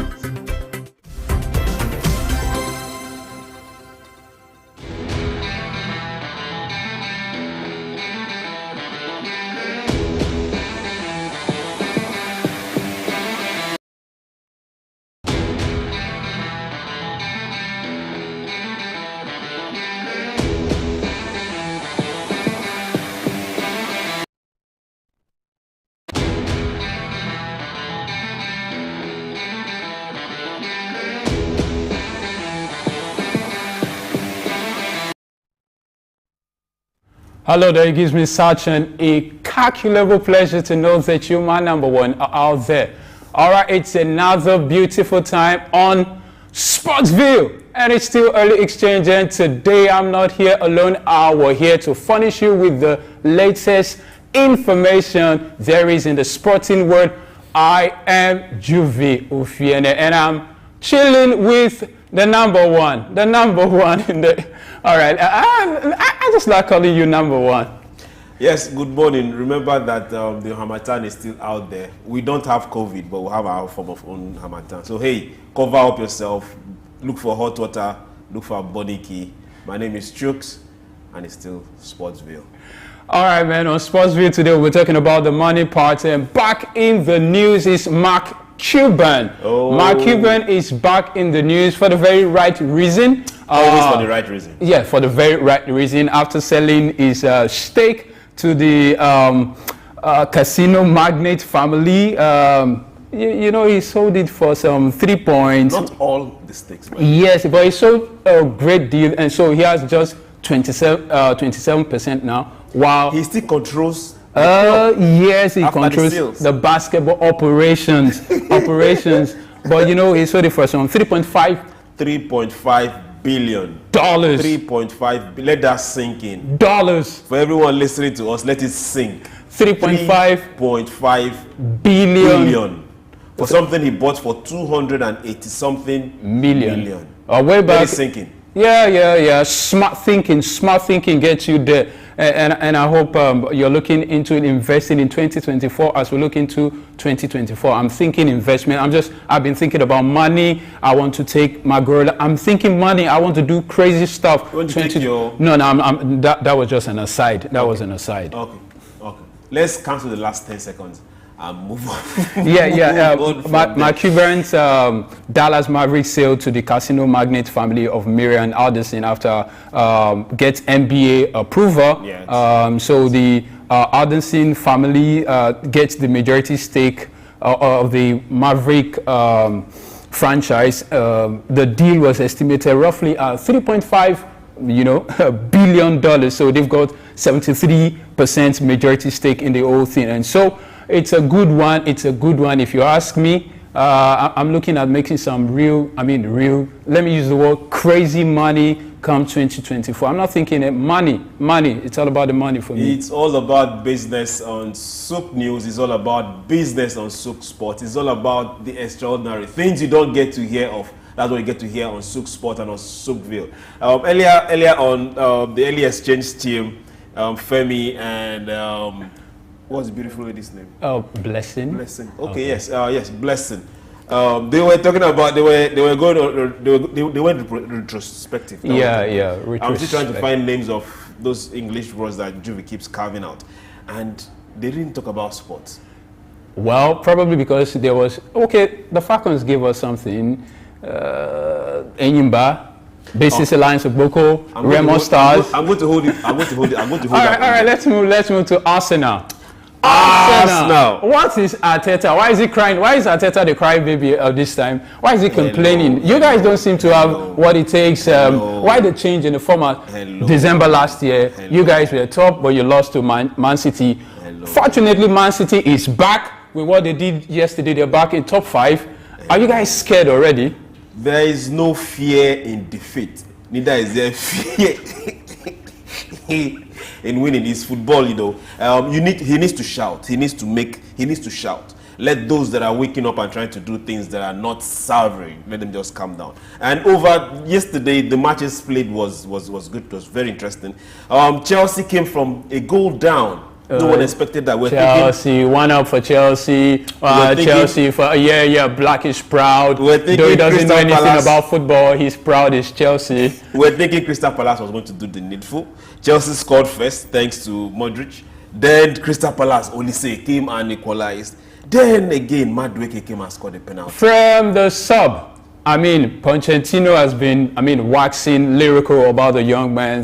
He's up to it. And the young man was fine. He said he had confidence in taking the penalty and all that. And, he was very excited. Well, I'm happy for Chelsea after a very long time. They got a 3-point, Good. Match attendance, 39,618. That's good, but can't get better. Ticket sale. Yes, 39,000. Remember, some other people are doing 60-something thousand, 30, 50-something thousand. Then Brentford and Wolves. What happened to Brentford? I need to ask you. I need to ask you. Wolves, like the name signified, they were more hungry. If you ask me, they were more hungry compared to Brentford. And 4-1. It wasn't a total walloping, but it wasn't a condo situation. But it was three goals ahead of you is not a condo situation. It wasn't a condo situation. It was a thorough walloping. Attendance. You guys started from 0-0. You had the same 90 minutes, and someone came and was dropping goals in your net, and at least foul someone, get bones broken. I'm not part of that conversation. Attendance 17,109. The stadium is not that big, but they can also do better. That's some good money. Then Everton, Man City. We were expecting an upset. Something just happened. By we, I wasn't part of the we. I think it was you and Charles. Charles was still expecting something. I wasn't expecting an upset. In the last 6 matches, Everton has won 4. So we're thinking they were going to go ahead and even get a draw. If it was Man U, you probably would have expected an upset. But Man City right now seem to be blazing. That's like blazing, ever blazing. And what made Arteta to say in January, sometime before they got Declan Rice, they spent over £200 million in the close season. And they brought some new guys. But right now, back to the Arteta story, he was saying the fact that, these guys can't even go yet. They even need more guys because a great number of your guys are off on injury. Partey is off. Takehiro, Vieira, Timber. All these guys are down. Why are you taking the shine off Man City? No. I'm just saying. Did Arsenal offend you somehow? I'm just saying. You woke up on the wrong side of the bed for Arsenal. Right now, I think once beaten, twice child is with Arteta. Last season, you guys, around Christmas, you guys were top. And after that, City came up and Bukayo, everything was happening to you. And so he's been crying right now. So, Ajekulano, something like that. So, the manager doesn't come to say Ajeku. Ajekila no Mokuleni, So someone doesn't come and say, Arteta, why didn't you tell us that we couldn't handle this? So he's beginning to cry and say, management, let's look at new guys and bring, because a great number of our guys are down on the sideline and they might not be coming until March. And so what are your chances? Arsenal, what are your chances? Before we go to chances, let's go back to Everton City. Everton, please, I am begging you, don't start what you cannot finish. Don't do it again. After scoring a goal, you slept and they just knocked 3 into your net. What's wrong with you? No, it was a better side. It was a case of a better side at the day. It wasn't necessary because, Everton didn't do well. They had some good chances, didn't convert everything there is. Man City saw theirs. The penalty was there and all that, but it was a good one. If you ask me, it was a good one. But we still got matches today. Yes, the attendance for that particular match was 39,327. The midweek matches are attendance not that much compared to weekend matches. People have got bills to pay, so they have to go to offices now. Offices. Okay. So what are you expecting as we begin to wrap up? The matches for today? Yes. The matches for today, we are looking at Brighton, Tottenham, and the London game, Arsenal, West Ham. West Ham. Brighton, I don't know what's wrong. Maybe because you're playing extra matches, you've not been... the zeal you started the season with is kind of waning. But today, bring it on. Bring the fire on. Arsenal, West Ham, we know who is going to win. My money is on Arsenal. Okay, your money is there. Well, I expect a draw. Just a draw. Are you putting your money on it? That was what I did with Anthony Joshua. He came out. You were with Deontay Wilder. It was. Even your Miller, the big size, Miller was all big. It was pommeled. It was pommeled, man. Okay, we look forward to having an attendance of over 50,000 for the Arsenal West Ham game. Yeah, it's going to be a good one. West Ham is doing well, and Arsenal. I hope you guys don't fall to the flu. For transfer, Arsenal transfer, most of the guys on loan are not going. Nobody's even going, man. From what Arteta is saying, nobody's going anywhere. Is not going. you go nowhere. Is not going. You go nowhere. Is not going. You go nowhere. Is not going. Even the young boy Charlie Patino is not going. He's not going anywhere. There should be additions in January. Yeah. That definitely should be additions. After 200 million, which unlike Arsenal, if it was Chelsea, it was City, it was Man U, Arsenal rarely spend such money. When you guys were getting Declan Rice, Rice, it was like, the banks were going to break. And is it not worth it? Is it worth it? Eventually, if you don't get this trophy, someone will get axed. He's worth it. Well, it's worth it. Declan Rice has been doing well, and every other guy you guys eventually got has been doing well. So I think that's about the match we'll be taking this morning. Do not fail to join us tomorrow. It will be blazing, ever blazing on Sportview. And tomorrow we'll tell you what went down. Our Arsenal won the game. Our Arsenal were given a beating of their life after a very long time. You know how this come out true. I'm like the prophet. Don't listen to this prophet. This prophet Jeroboam. Don't listen to him. All right, guys, man, it's been a great one. Trust, we're not here to play. It's about the money in the business, and we'll tell you all there is to it. Investment coming, transfer windows, not just football, in boxing, GP Moto, tennis, whatever it is happening out there across the league, and also not forgetting Nigeria, our local league. We'll be bringing you to speed on the latest development. I am your boy, Juve Ofiene, and yeah, my name is Souq. Remember, pursue the code. Pursue the code. Sportsville continues tomorrow. We return you to the early exchange team where Femi and Blessing are waiting. Good morning. I'm okay. My name is Raymond Bola Brown. Hi, my name is Fred Amata, and you are on to Souq News. If you are watching this channel for the first time, make sure you continue to watch it, because this is Souq News. Shout out to Souq News. Actually, I don't know. I really enjoyed the little moment I spent with you, and I think with more of this. Souq News. Here's the Souq News, who had the courage to transcend a locked-off camera and actually have a conversation with a human being. It's a pleasure, Souq News. Thank you very much. Good morning and welcome to Early Exchange with Blessing Aiche, Femi Ayodele, Sam Oruwoje, and Idahosa Osamanze. It's a national orientation agency. It's, as far as I'm concerned, very idle and unprofessional. If government says that subsidy is not in oil and government is not supposed to be paying subsidy in oil, energy or whatever kind of off-grid solution we will be looking at. Today we are conducting mining today. Solid minerals, as an example, is, in no disrespect to anybody, it's abysmal. We definitely need improvements in those areas. Of course, there are infrastructural needs. This is Early Exchange, shaping policy, advancing development.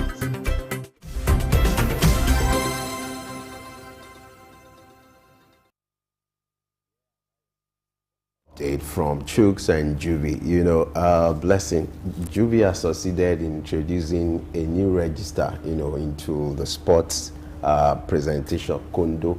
He didn't use that today. I don't know what happened. I know it used to be either 3-0, 1-0, but it's like 1 Kondo and 2 Kondo, introducing the Nigeria lingo into the global dictionary. I think that's also good. For those who don't know what Kondo means, it's like nil. When someone gives you 2-0, 2-0, so they just say Kondo. So that's been the show today. We've retrospected enough into some sectors. Tomorrow is going to be the grand one where we do highlights of some key issues that have been discussed here in Early Exchange, and they also touch on other aspects of the economy and the world in general. I'm Blessing Aiche. Thank you so much for joining in. Let's do it again tomorrow, 7 a.m. West African time is when you get a chance to join the show. And then coming up at 10 a.m. here in Souq News is Business Insights. Have yourself a wonderful day. And I am Femi Ayodele. Keep making history. We just have a few days left. You know, you can take advantage of those days to make history. Bye for now.